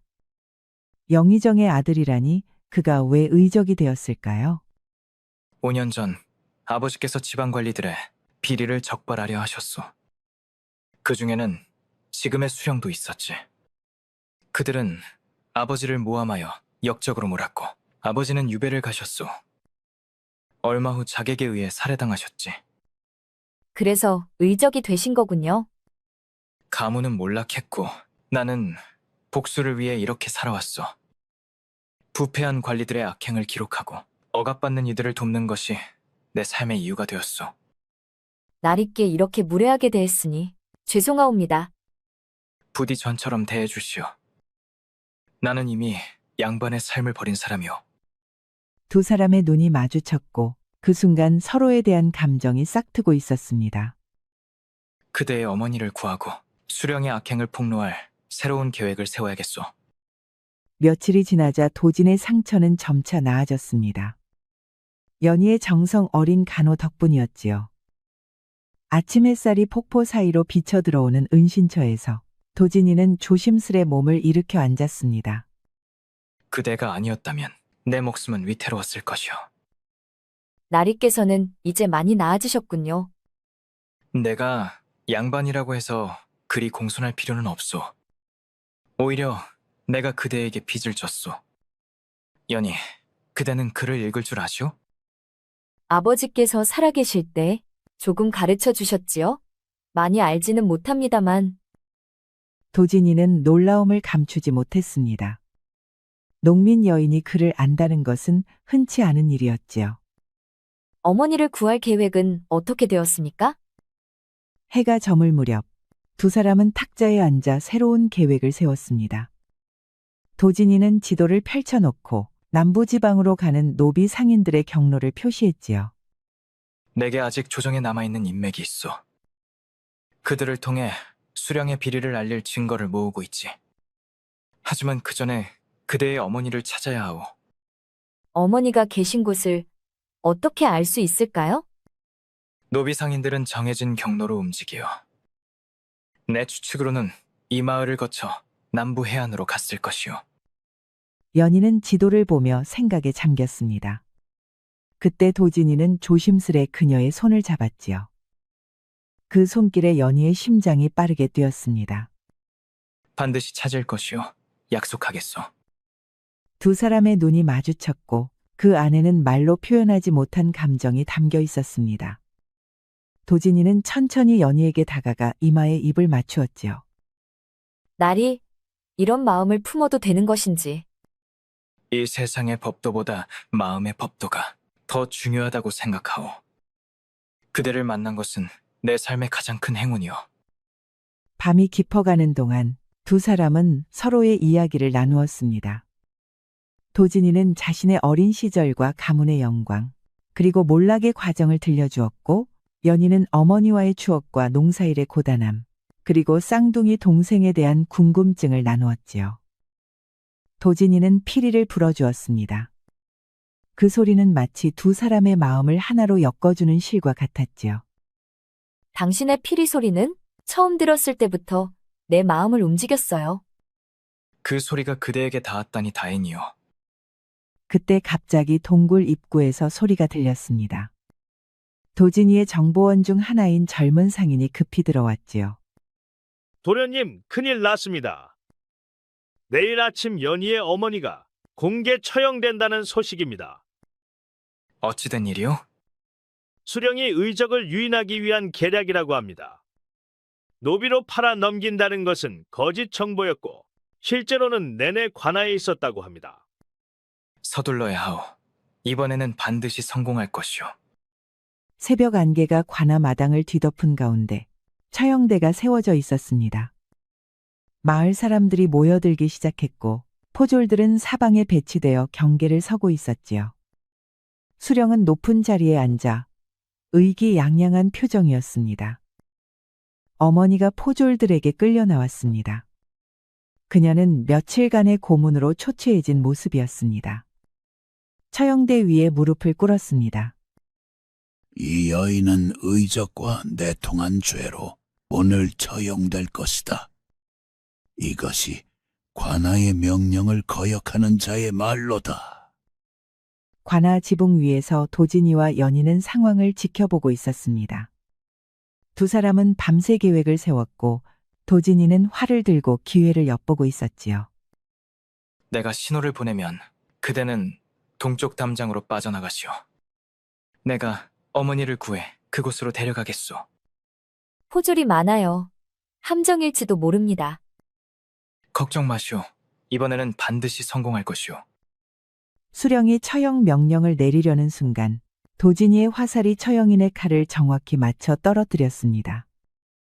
순간 혼란에 빠졌고 도진이는 뛰어내려 어머니를 향해 달려갔지요.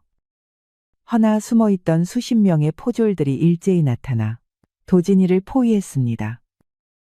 드디어 나타났구나. 이번에는 도망칠 수 없을 것이다. 도진이는 검을 뽑아들고 포졸들과 맞서 싸웠습니다. 그러나 수적으로 분리해 점점 밀리기 시작했지요.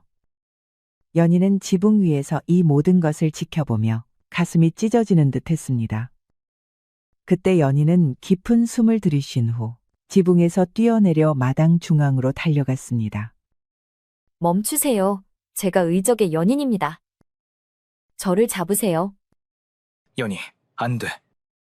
오호, 의적의 연인이라. 네가 그 김신의 딸이로구나. 그렇습니다. 제가 모든 계획을 세웠습니다. 이 사람은 저를 돕기 위해 어쩔 수 없이 따랐을 뿐입니다. 연희는 담대하게 수령 앞에 섰습니다. 그녀의 눈에는 두려움 대신 결연함이 가득했지요. 수령님의 비리와 악행을 모두 알고 있습니다. 백성들의 땅을 빼앗고 세금을 횡령하고 무고한 이들을 노비로 팔아넘긴 일들을. 감히 네 목숨이 아깝지 않느냐? 제 목숨보다 소중한 것이 있습니다. 어머니와 이 사람의 목숨입니다. 연희는 도진이를 바라보았습니다. 그녀의 눈에는 깊은 사랑과 결의가 담겨 있었지요. 이 사람을 풀어주신다면 제가 대신 처형을 받겠습니다. 수령은 잠시 생각하더니 음흉한 미소를 지었습니다. 좋다. 도적을 잡는 것보다 놈의 마음을 부수는 것이 더 재미있겠구나. 놈을 풀어주되 네 처형을 직접 보게 하라. 도진이는 포졸들에게 붙잡힌 채 절망적으로 몸부림쳤습니다. 안 돼, 연희. 그럴 수 없어. 연희는 담담하게 도진에게 다가가 그의 귀에 속삭였습니다. 살아남아 어머니를 구해주세요. 그리고 내 쌍둥이 동생 월이를 찾아주세요. 남부 해안마을에 있을 거예요. 도진이 눈에서 눈물이 흘러내렸습니다.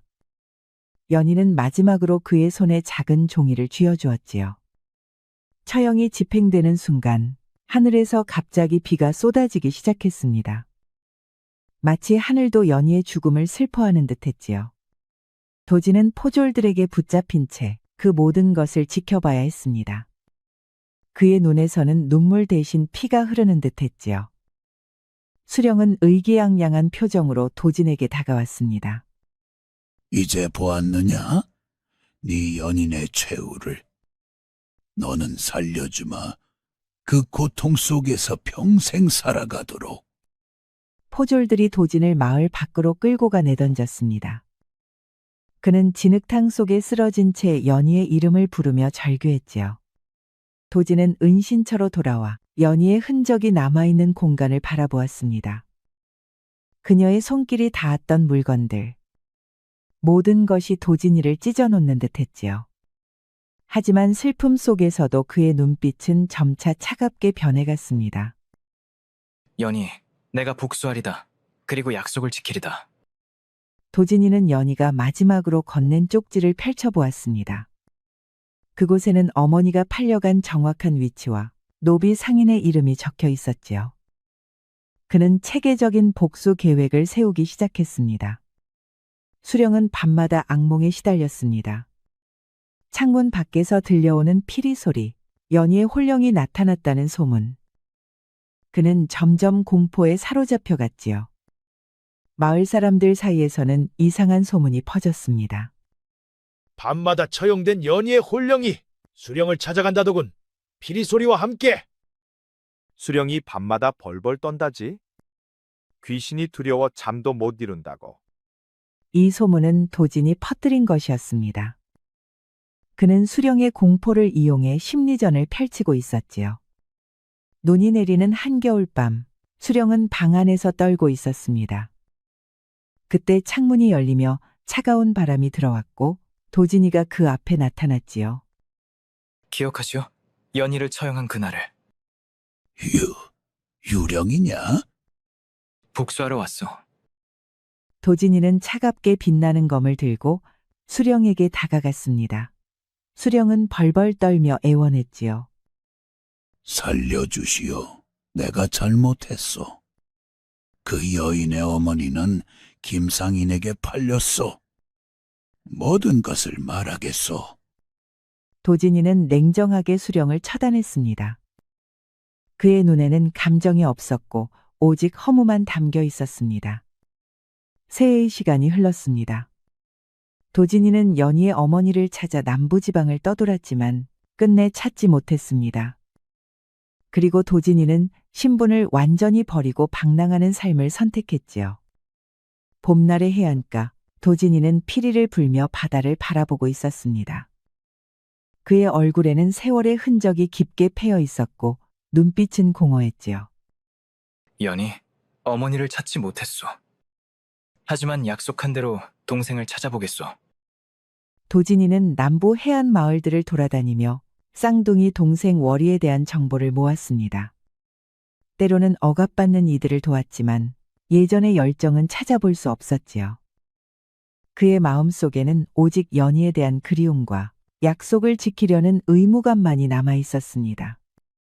이제 마지막 약속만 남았소. 월이를 찾아 그대의 뜻을 전하리다. 소란스러운 외침 소리가 봄날의 고요함을 깨뜨렸습니다. 도진이는 마을 어귀에서 들려오는 소리에 걸음을 멈추었지요. 얌전히 걸어. 도진이는 무심코 그쪽을 바라보았습니다. 그리고 그 순간 심장이 멈추는 듯했지요. 노비 상인들에게 끌려가는 여인의 얼굴이 연희와 똑같았기 때문입니다. 연희. 도진이는 자신의 눈을 의심했습니다. 3년 동안 꿈에서도 그리워했던 그 얼굴이 눈앞에 있었지요. 하지만 곧 정신을 차렸습니다. 연희는 이미 이 세상 사람이 아니었고 이 여인은 분명 그녀가 찾아달라고 했던 쌍둥이 동생 월이임이 틀림없었습니다. 도진이는 즉시 행동했습니다. 그는 노비 상인들 앞을 가로막고 서서 관아에서 보낸 특사로 위장했지요. 멈추시오.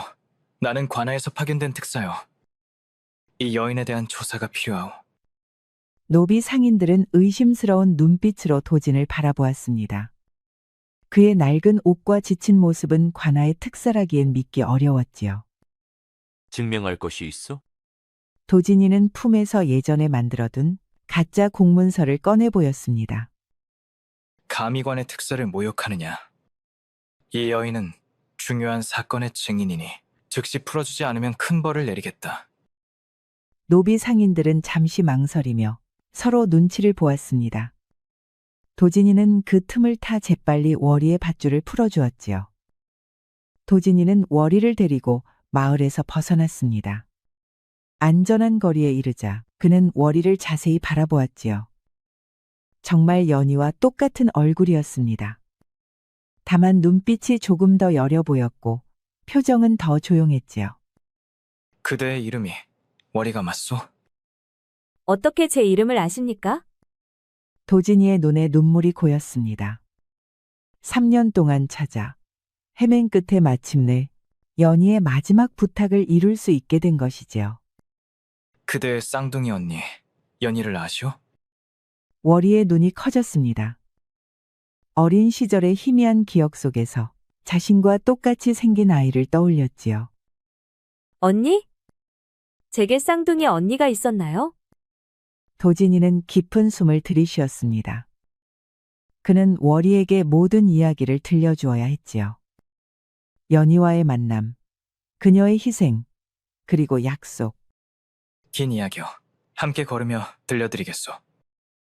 봄날의 햇살이 두 사람의 여행길을 비추었습니다.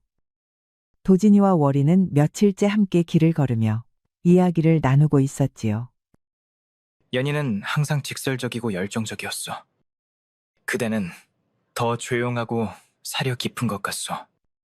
양부모님께서 늘 생각한 후에 행동하라고 가르치셨어요. 그분들이 돌아가신 후 노비로 팔렸을 때도 저는 항상 상황을 먼저 살피는 습관이 있었지요. 도진이는 월이를 바라보며 연희의 모습을 찾으려 했지만 점점 그녀만의 독특한 개성을 발견하게 되었습니다. 같은 얼굴이지만 전혀 다른 영혼을 가진 사람이었지요.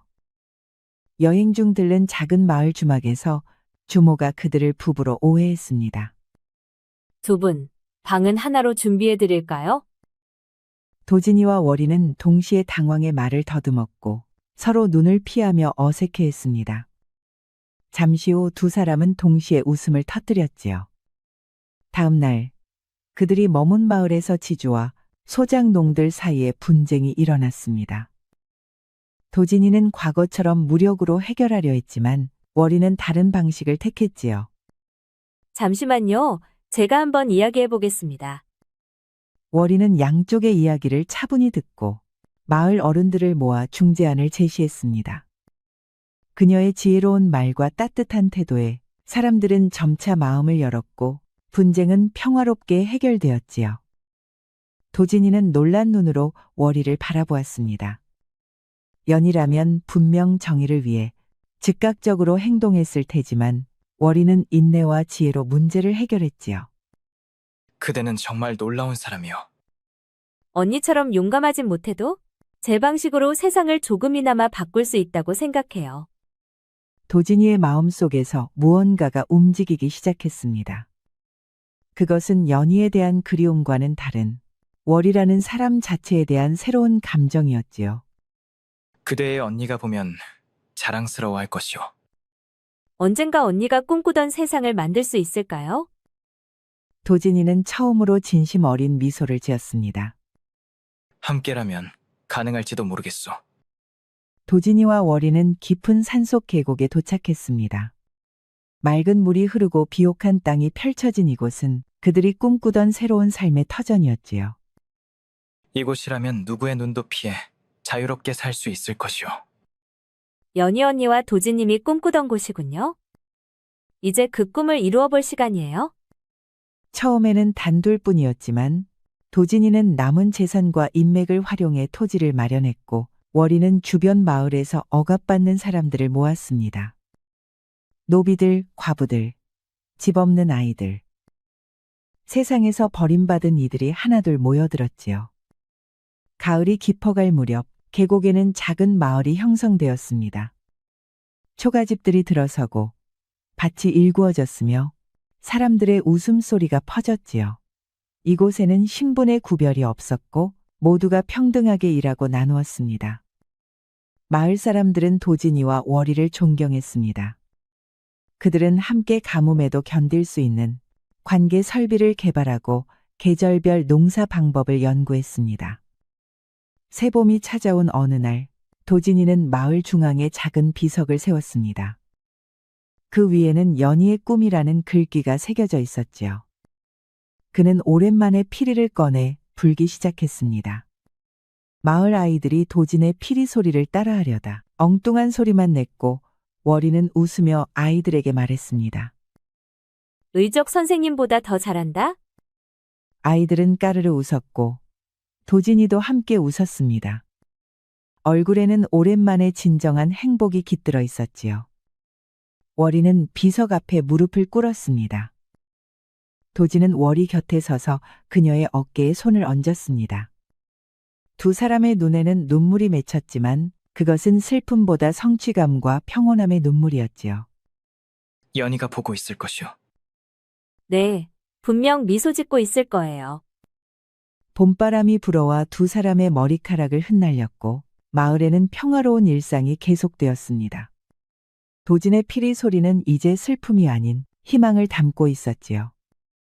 우리 이야기가 여러분들에게 조금이나마 재미를 선사할 수 있기를 바랍니다. 다른 재미있는 영상도 많으니 즐겁게 봐주세요. 그럼 여러분 모두 행복하고 즐거운 시간 되세요. 우리 이야기가 여러분들에게 조금이나마 재미를 선사할 수 있기를 바랍니다. 다른 재미있는 영상도 많으니 즐겁게 봐주세요. 그럼 여러분 모두 행복하고 즐거운 시간 되세요.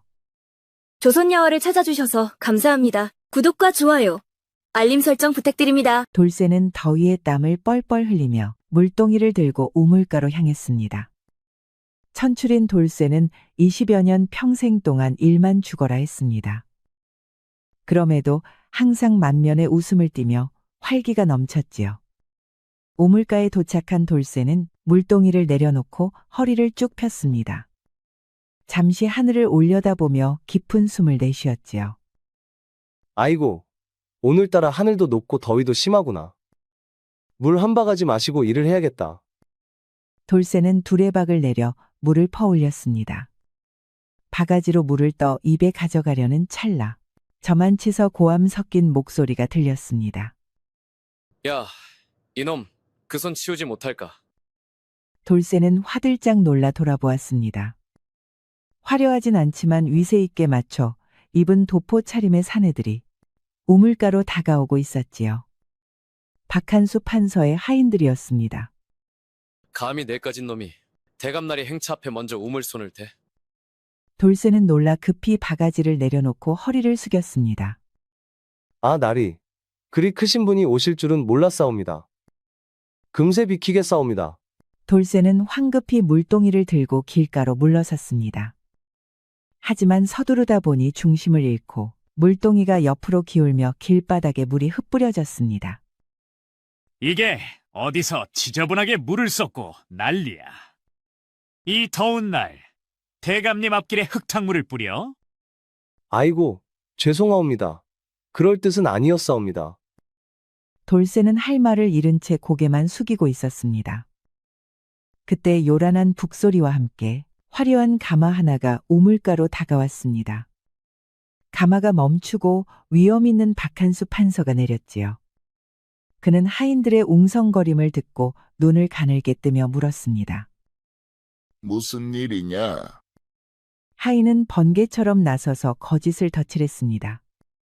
대감나리, 이놈이 아까부터 기웃거리며 지나가는 아씨를 힐끗거리다가 우물 앞에서 행차를 방해하였사옵니다. 돌쇠의 얼굴이 파래졌습니다. 그는 다급히 무릎을 꿇고 고개를 조아렸습니다. 아니옵니다. 대감나리. 저는 그저 물 한 바가지 뜨고 가려던 길이옵니다. 감히 그런 불경한 짓은. 시끄럽다. 네 죄를 덮으려 말까지 보태느냐. 말이 끝나기 무섭게 박대감은 돌쇠를 거칠게 걷어찼습니다. 돌쇠는 땅바닥에 그대로 나뒹굴었고 주변 사람들은 고개를 돌린 채 침묵을 삼켰습니다. 이놈을 관아로 끌고 가라.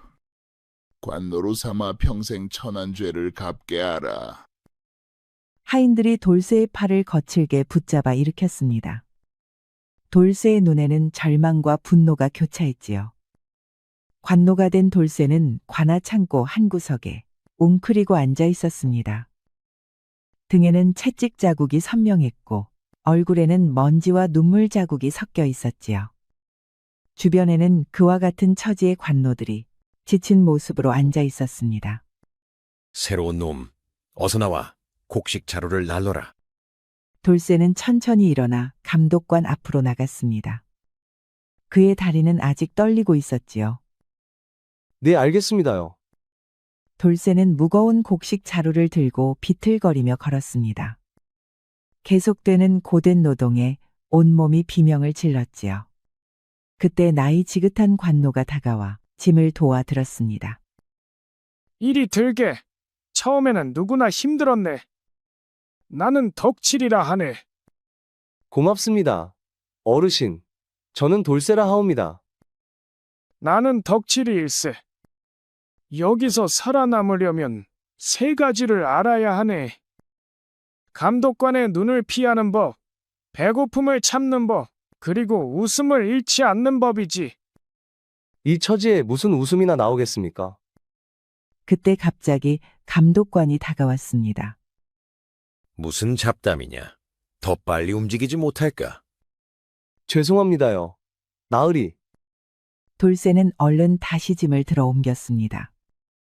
밤이 깊어 모두 잠든 시간, 덕칠이는 돌쇠에게 작은 보리빵 조각을 건넸습니다. 그래도 무사히 하루를 넘겼구만. 그렇게 하루하루 넘기다 보면 희망이 보일 걸세. 살아남겠습니다요. 그리고 언젠가는 이 억울함을 풀고 말 것입니다. 관아 안채에서는 흥겨운 연애 소리가 새어나왔지만 마당에는 쓸쓸한 고요함만이 가득했습니다. 돌쇠는 감독관에게 눈밖에 나서 사사건건 혼나다가 결국 밤새 마당에서 벌을 서게 되었습니다. 가을에 찬바람이 불어오자 그는 몸을 웅크리며 추위를 견디고 있었습니다. 아이고, 이 추위를 어찌 밤새 견디란 말인가. 그래도 감사하게도 달님이 비추어 주시니 외롭지는 않구려. 그때 안채에서 나오는 가녀린 그림자가 보였습니다. 화려한 비단 치마 저고리를 입고 있는 기생이었습니다. 눈빛에는 깊은 슬픔이 어려 있었지요. 그녀는 주변을 살피다 마당에 서 있는 돌쇠를 발견했습니다. 이 밤에 여기서 무엇을 하고 계십니까? 벌을 서고 있사옵니다.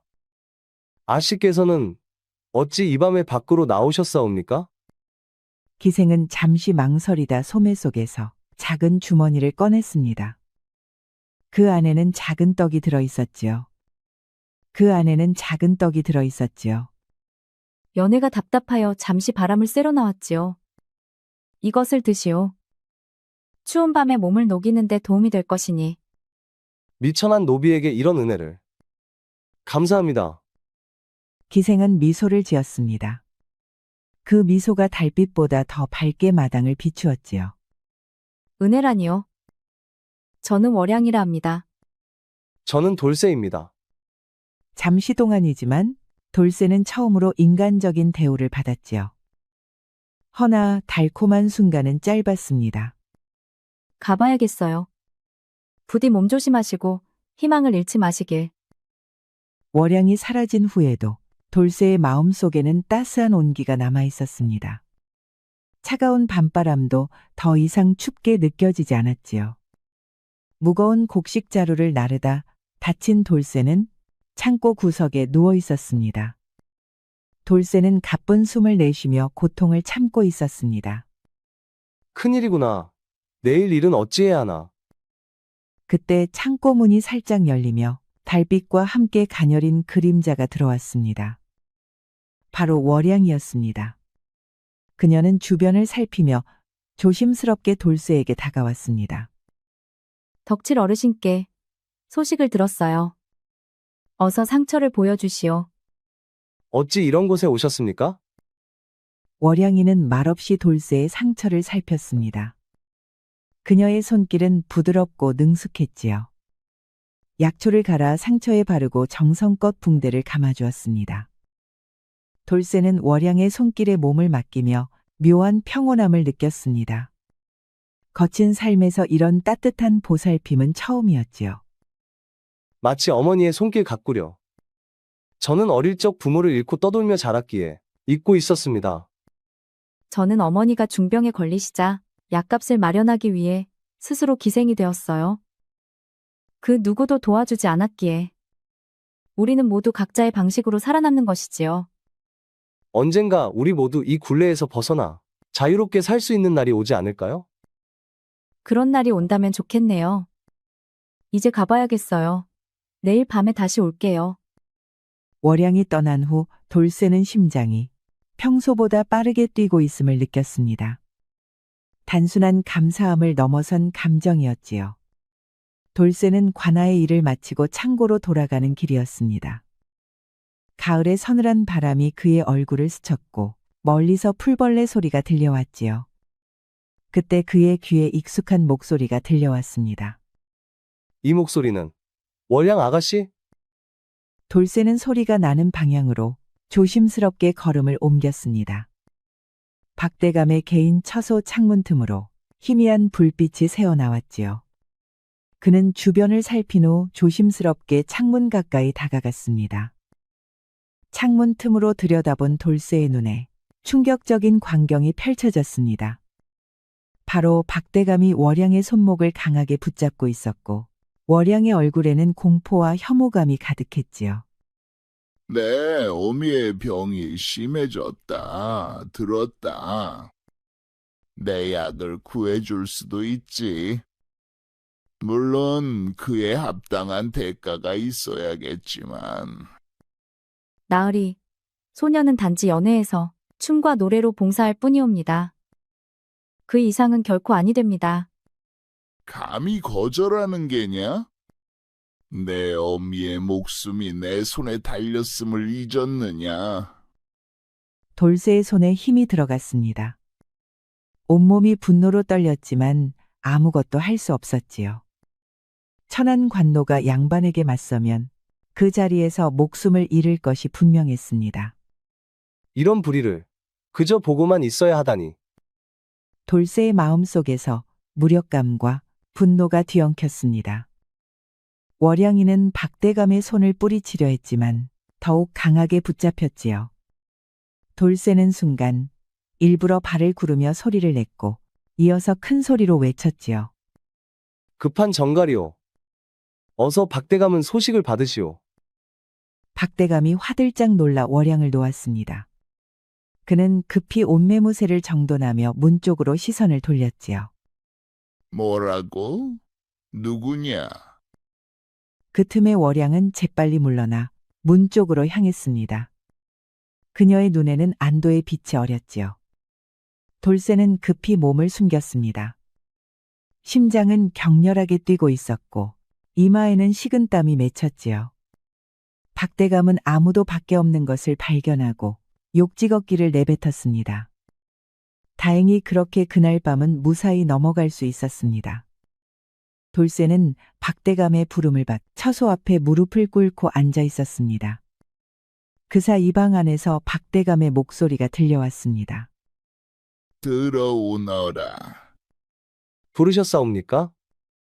어제 저녁 내 처소 근처에서 네가 본 것이 있지 않느냐? 돌쇠의 등줄기로 식은땀이 흘렀습니다. 그는 고개를 더욱 숙이며 대답했지요. 쇠내는 그저 창고에서 잠들어 있었습니다. 무엇을 보았다는 말씀이신지요? 박대감은 천천히 돌쇠에게 다가왔습니다. 눈빛은 날카로웠지만 입가에는 미소가 걸려 있었지요. 거짓말을 하는구나. 내 하인이 네가 처소 근처를 맴도는 것을 보았다 하였다. 그럴 리 없습니다. 어두워서 잘못 보셨겠지요. 무슨 일이 있었사옵니까? 박대감은 갑자기 웃음을 터뜨렸습니다. 그 웃음소리가 방 안에 불길하게 울려 퍼졌지요. 네가 썩 마음에 든다. 천한 놈답게 눈치가 빨라. 게다가 나름 똘똘하기도 하지. 하여 내 너에게 제안하겠다. 어제 본 것을 모두 잊고 앞으로 내 일을 도와준다면 앞으로 편안한 삶을 살게 해주마. 박대감은 돌쇠에게 제안했습니다. 양반이 기생에게 껄떡거리다가 거절당한 것을 들키면 추문이 나돌아 명예의 먹칠이 될 것이라 생각한 것입니다. 그렇게 하면 저는 어떤 일을 도와드려야 하옵니까? 간단하다. 내 비밀을 지키고 가끔 귀와 눈이 되어주면 된다. 물론 거부한다면. 박한수의 눈빛이 차갑게 변했습니다. 돌쇠는 잠시 고개를 숙이고 생각에 잠겼습니다. 마음속에서 치열한 갈등이 일어났지요. 그리고 마침내 고개를 들었습니다. 대감나리, 제가 비록 천한 목숨이오나 양심까지 팔 수는 없사옵니다. 박대감의 얼굴이 순간 일그러졌습니다. 그가 손을 들어 돌쇠를 치려는 순간 돌쇠는 재빨리 몸을 피했지요. 제가 비록 관노이지만 사람된 도리는 알고 있사옵니다.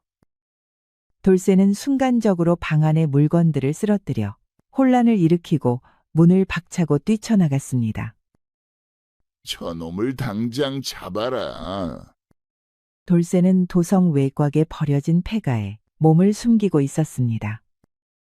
얼굴이 눈에 띄게 수척했습니다. 돌쇠는 작은 창문 틈으로 밖을 살피며 경계를 늦추지 않았습니다. 이제 며칠째인가? 박판서 부하들이 아직도 나를 찾고 있을 터인데. 그때 폐가 밖에서 가벼운 발자국 소리가 들렸습니다.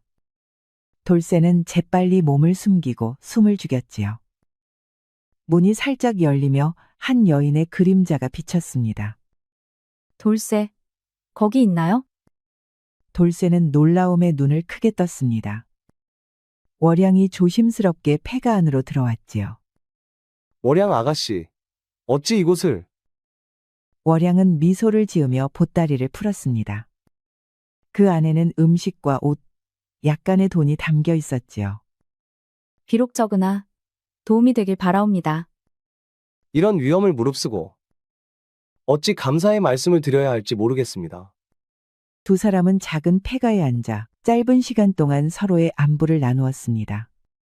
월양은 어머니의 병세가 더욱 심해졌다는 걱정을 털어놓았고 돌쇠는 그녀의 손을 조심스럽게 잡았지요. 내 꼭 성공해서 아가씨는 물론이고 어머니도 부양하겠소. 마음만이라도 고맙네요. 허나 지금은 어서 이곳을 떠나 더 안전한 곳으로 가셔야 할 것이에요. 박대감이 현상금을 걸었다니까요. 걱정 마시오. 반드시 살아남아 돌아오리다. 그때까지 부디 몸조심하시고. 두 사람은 조용히 포옹하고 작별을 고했습니다. 월양이 떠난 후에도 그녀의 향기는 폐가에 남아 돌쇠의 마음을 따뜻하게 했지요. 박대감는 차가운 눈빛으로 앞에 무릎 꿇은 월양을 내려다보고 있었습니다. 네가 그 도망 노비를 만났다는 소식이 들렸다. 그자의 은신처를 알고 있지 않느냐? 소녀는 아무것도 모르옵니다. 그럼 내 어미에게 물어볼까? 월양의 얼굴이 창백해졌습니다. 그녀의 눈에 공포가 스쳤지요. 어머니를 어찌하신 겁니까? 감옥에 가뒀다. 병든 몸으로 감옥에서 얼마나 버틸 수 있을까? 제발 어머니를 풀어주십시오. 어머니는 아무 죄가 없사옵니다. 박한수는 승리감에 차 월양의 어깨를 붙잡았습니다. 그의 눈빛은 욕망과 교활함으로 가득했지요. 내 말대로 하면 어미를 풀어주겠다. 돌쇠 그놈을 유인하여 내게 데려와라. 그러면 어미의 병도 치료해주마.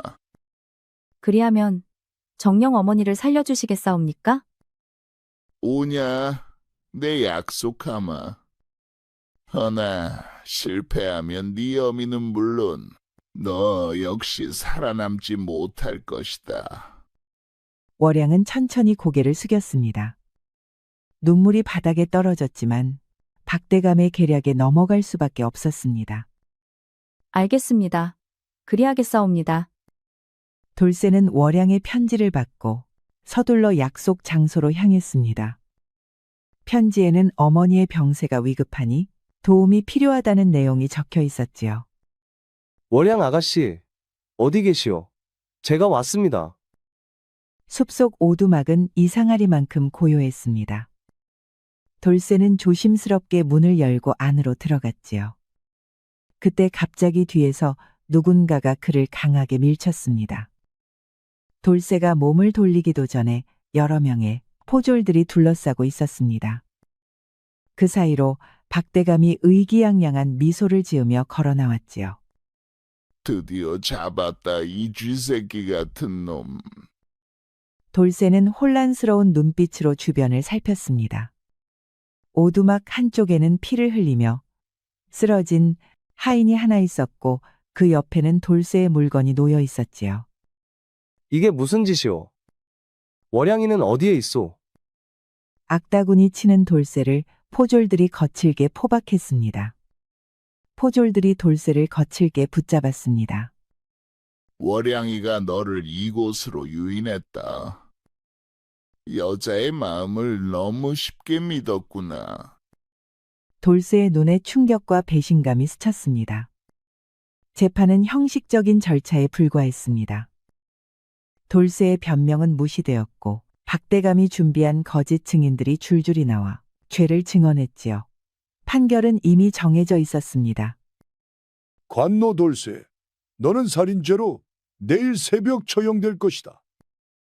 돌쇠는 무거운 쇠사슬에 묶인 채 감옥으로 끌려갔습니다. 마음은 월양의 배신으로 인한 상처로 가득했지요. 처형을 앞둔 돌쇠는 형장으로 끌려 나왔습니다. 동이 트기 전 어둠 속에서 집행인이 날카로운 칼을 준비하고 있었지요. 죄인은 무릎을 꿇라. 돌쇠는 힘없이 돌바닥에 무릎을 꿇었습니다. 허나 그 순간 갑자기 하늘에서 화살이 비처럼 쏟아졌습니다. 형장은 순식간에 혼란에 빠졌지요. 그리고 검은 복면을 쓴 인물들이 담장을 넘어 관하로 뛰어들었습니다. 이들은 신속하게 관원들을 제압하고 돌쇠의 쇠사슬을 풀어주었지요. 그중 우두머리로 보이는 사내가 돌쇠에게 손을 내밀었습니다. 따라오시오. 지체하면 목숨을 잃을 것이오. 돌쇠는 말에 실려 산속 깊은 곳으로 이동하고 있었습니다. 복면 사내들은 그를 호위하듯 앞뒤로 따르고 있었지요. 안개 속에서 희미하게 산속 은신처가 모습을 드러냈습니다. 도착했어. 이곳이 우리의 보금자리요. 은신처는 겉으로 보기에는 평범한 산속 움막들이었지만 안으로 들어서자 놀랍도록 넓은 공간이 펼쳐졌습니다. 이윽고 복면 사내가 마침내 얼굴을 가린 천을 벗었습니다.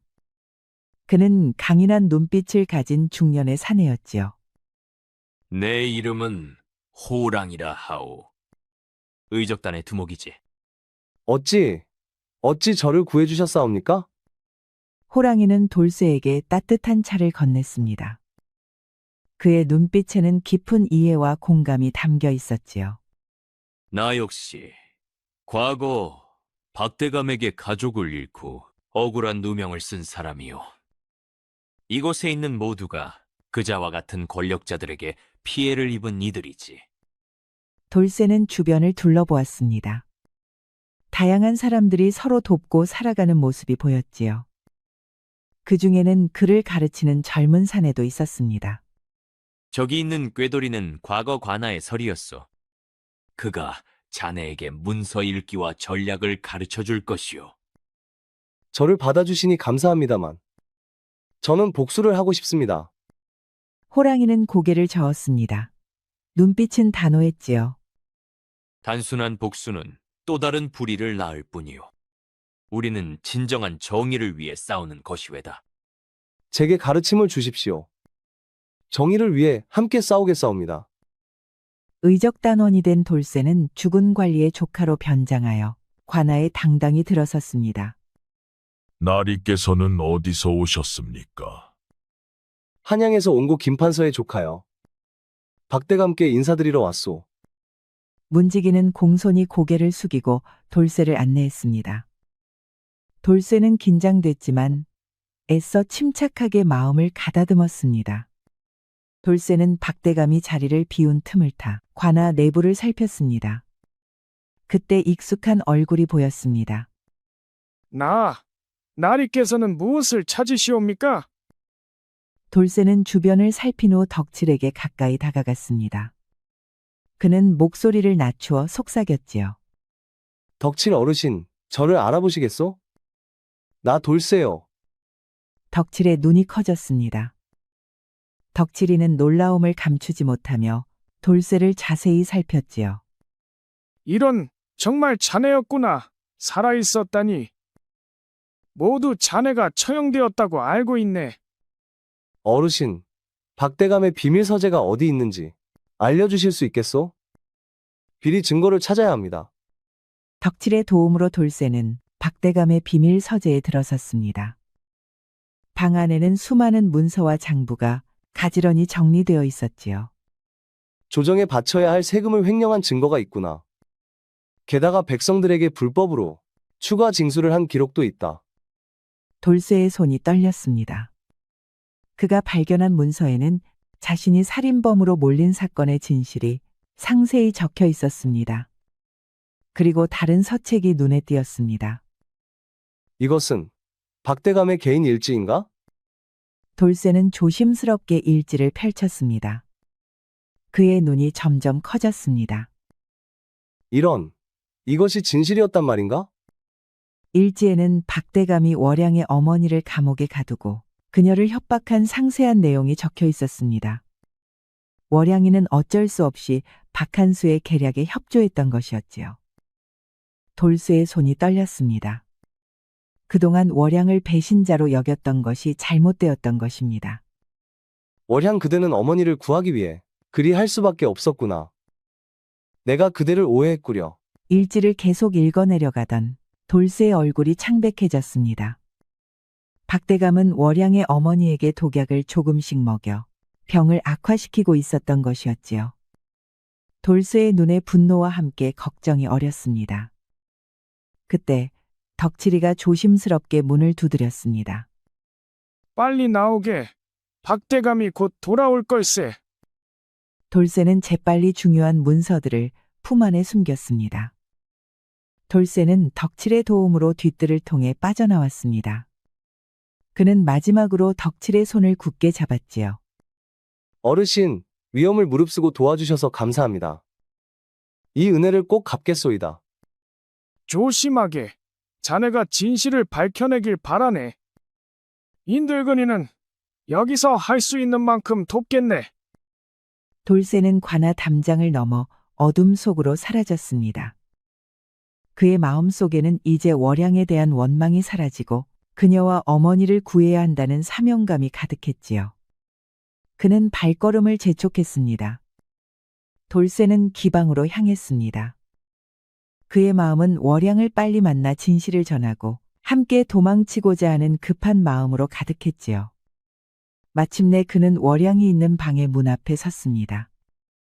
월량 아가씨, 안에 계시오? 문이 천천히 열리고 월양이 나타났습니다. 그녀의 얼굴은 창백했고 눈에는 놀라움과 공포가 가득했지요. 당신이 어찌 이곳에? 돌쇠는 재빨리 방 안으로 들어섰습니다. 그는 월양의 손을 잡으려 했지만 그녀는 몸을 뒤로 물렸지요. 모든 것을 알았소이다. 그대가 어머니를 구하기 위해 그리할 수밖에 없었다는 것을. 월양의 눈에 눈물이 고였습니다. 그녀는 불안하게 주변을 살폈지요. 어서 가세요. 여기는 위험해요. 박 판서가. 그녀의 말이 채 끝나기도 전에 방문이 거칠게 열렸습니다. 문 밖에는 판서 박한수와 그의 수하들이 서 있었지요. 아주 예상대로 움직여주는구나. 내 놈이 갈 곳이 여기밖에 없긴 하지. 박대감, 내 놈의 비리와 악행은 이미 증거를 확보했다. 이제 더 이상 도망칠 수 없을 것이오. 증거라고? 네가 가진 그것들을 내놓아라. 그렇지 않으면 이 자리에서 월량이를 처형하겠다. 돌쇠의 머릿속이 빠르게 돌아갔습니다. 그는 주변을 살피며 탈출 방법을 찾고 있었지요. 방 안에는 등불, 병풍, 차 도구들이 있었습니다. 좋소. 증거는 내 품 안에 있소이다. 돌쇠는 천천히 품 안에 손을 넣는 척하다가 갑자기 차주전자를 집어 바닥에 던졌습니다. 뜨거운 물이 사방으로 튀었고 수하들이 잠시 혼란에 빠졌지요. 월양 아가씨, 이쪽이오. 돌쇠는 재빨리 월양의 손을 잡고 병풍을 넘어뜨려 시간을 벌었습니다. 그리고 창문을 향해 달렸지요. 저놈들을 잡아라. 절대 놓치지 마라. 월양은 순간적으로 결심한 듯 등불을 집어 수하들을 향해 던졌습니다. 불이 붙은 병풍이 더 큰 혼란을 일으켰지요. 이쪽으로, 뒷문으로 나갈 수 있어요. 두 사람은 혼란 속에서 기생집 뒷문으로 빠져나왔습니다. 그들의 뒤로 발소리가 점점 가까워졌지요. 돌쇠와 월양은 숨을 헐떡이며 골목길을 달렸습니다.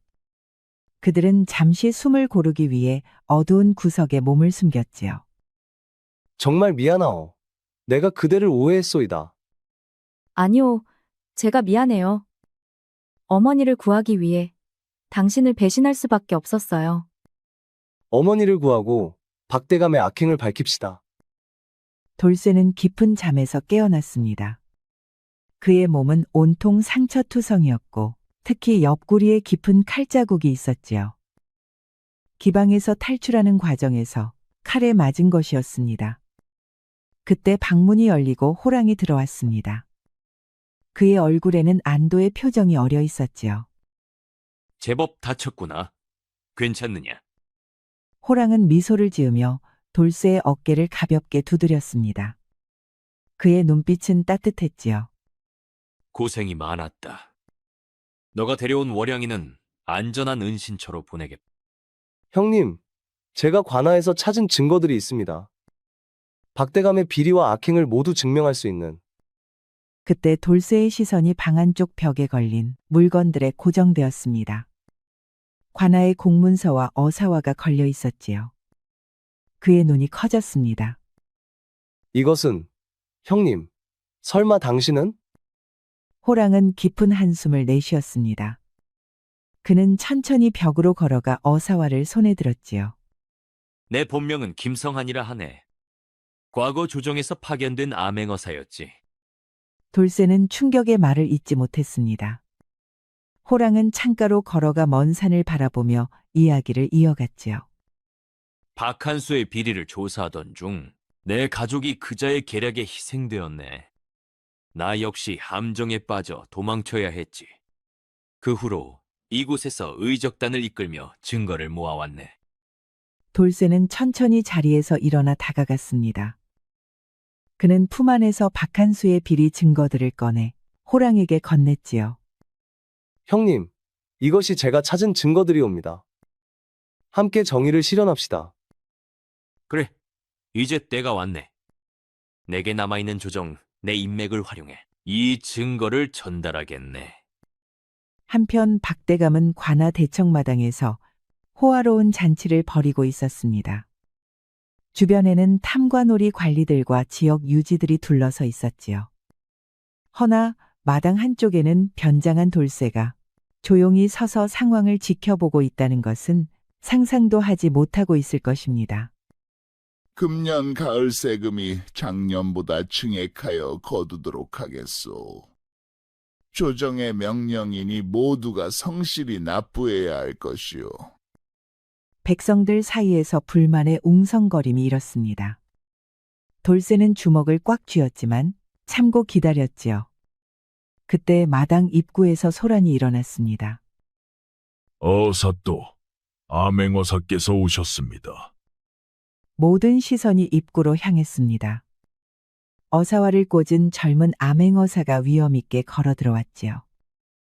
그의 뒤로는 관원들이 따르고 있었습니다. 박대감의 얼굴이 창백해졌습니다. 본관은 조정에서 파견된 암행어사 이준호라 하오. 박한수 판서, 그대에게 중대한 고발이 있어 왔소이다. 고발이라니. 어사또? 무슨 말씀이신지. 암행어사는 품 안에서 문서들을 꺼내 펼쳤습니다. 그것은 돌쇠와 호랑이가 수집한 증거들이었지요. 그대가 조정에 바쳐야 할 세금을 횡령하고 백성들에게 불법으로 추가 세금을 거둔 증거가 여기 있소. 또한 무고한 이들을 함정에 빠뜨려 처형한 죄목도 있소이다. 박대감의 얼굴이 일그러졌습니다. 그는 주변을 둘러보며 도망갈 기회를 찾고 있었지요. 이는 모함이옵니다. 누군가 저를 음해하려는 것이옵니다. 이것은 그대의 개인일지요. 모든 계획과 범행이 상세히 적혀 있소이다. 이것도 모함이라 하시겠소? 관아 마당은 순식간에 긴장감으로 가득 찼습니다. 박대감은 갑자기 뒤로 물러나 도망치려 했지만 관원들이 재빨리 그를 붙잡았지요. 놓아라. 내가 누구인지 알기나 하느냐. 체포하라. 박한수는 이 자리에서 파직하고 모든 재산을 몰수하여 피해 백성들에게 돌려줄 것이다. 그리고 유배형에 처한다. 돌쇠는 변장한 채로 이 모든 과정을 지켜보았습니다. 그의 가슴은 복수의 쾌감과 승리감으로 가득 찼지만 동시에 이상한 공허함도 느껴졌지요. 행사장을 빠져나온 돌쇠는 담장 밖에서 기다리고 있던 성안이와 만났습니다. 두 사람은 멀리서 박대감이 관원들에게 끌려가는 모습을 지켜보았지요. 마침내 이루었네. 오랜 세월의 한이 풀렸어. 예, 형님. 하지만 왜 제 마음이 일이 복잡한지 모르겠소이다. 복수를 이루었는데도. 이해하는 듯 고개를 끄덕였습니다. 그는 돌쇠의 어깨를 가볍게 두드렸지요. 그것이 자네가 성장했다는 증거일세. 이제 단순한 복수를 넘어 정의의 의미를 깨달은 거야. 이제 월양 아가씨와 어머니를 찾아가야겠소이다. 이제 모든 것이 끝났소이다. 박대감은 파직되어 유배를 떠났고 우리는 새로운 삶을 시작할 수 있소. 월양의 눈에서 눈물이 흘러내렸습니다. 그것은 이제 슬픔이 아닌 기쁨과 안도의 눈물이었지요.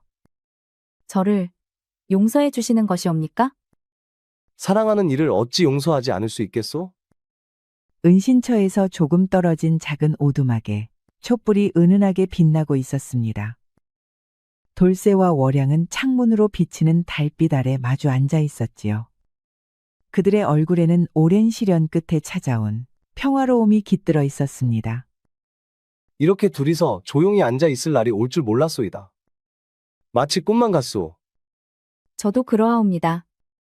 이 모든 고난이 지나고 당신과 함께 있을 수 있다니. 두 사람 사이에 잠시 편안한 침묵이 흘렀습니다. 바람이 창문을 스치며 촛불을 살짝 흔들었지요. 그대에 드릴 것이 있어. 돌쇠는 품 안에서 작은 비녀를 꺼냈습니다. 그것은 낡고 소박했지만 정성이 깃든 물건이었지요. 이것은 어린 시절 부모님이 남긴 유일한 유품이요. 이제 당신께 드리고 싶소이다. 월양의 눈에 눈물이 고였습니다. 그녀는 비녀를 받아들고 가슴에 품었지요. 이렇게 소중한 것을 제가 어찌 감히. 돌쇠는 월양의 손을 잡고 그녀를 가까이 끌어당겼습니다. 두 사람의 숨결이 가까워졌지요. 당신은 이제 내 삶의 전부요. 과거의 상처도 미래의 꿈도 모두 당신과 함께하고 싶소. 저 역시 당신과 함께라면 어떤 길도 두렵지 않사옵니다. 촛불이 바람에 흔들리며 두 사람의 그림자를 벽에 길게 드리웠습니다. 돌쇠는 조심스럽게 월양의 얼굴을 감싸 안았지요. 이제부터 우리는 하나요. 두 사람의 입술이 부드럽게 맞닿았습니다. 그 순간 오두막 안의 시간은 멈춘 듯했지요. 달빛은 더욱 밝게 빛나며 두 사람을 축복했습니다. 우리 이야기가 여러분들에게 조금이나마 재미를 선사할 수 있기를 바랍니다. 다른 재미있는 영상도 많으니 즐겁게 봐주세요. 그럼 여러분 모두 행복하고 즐거운 시간 되세요.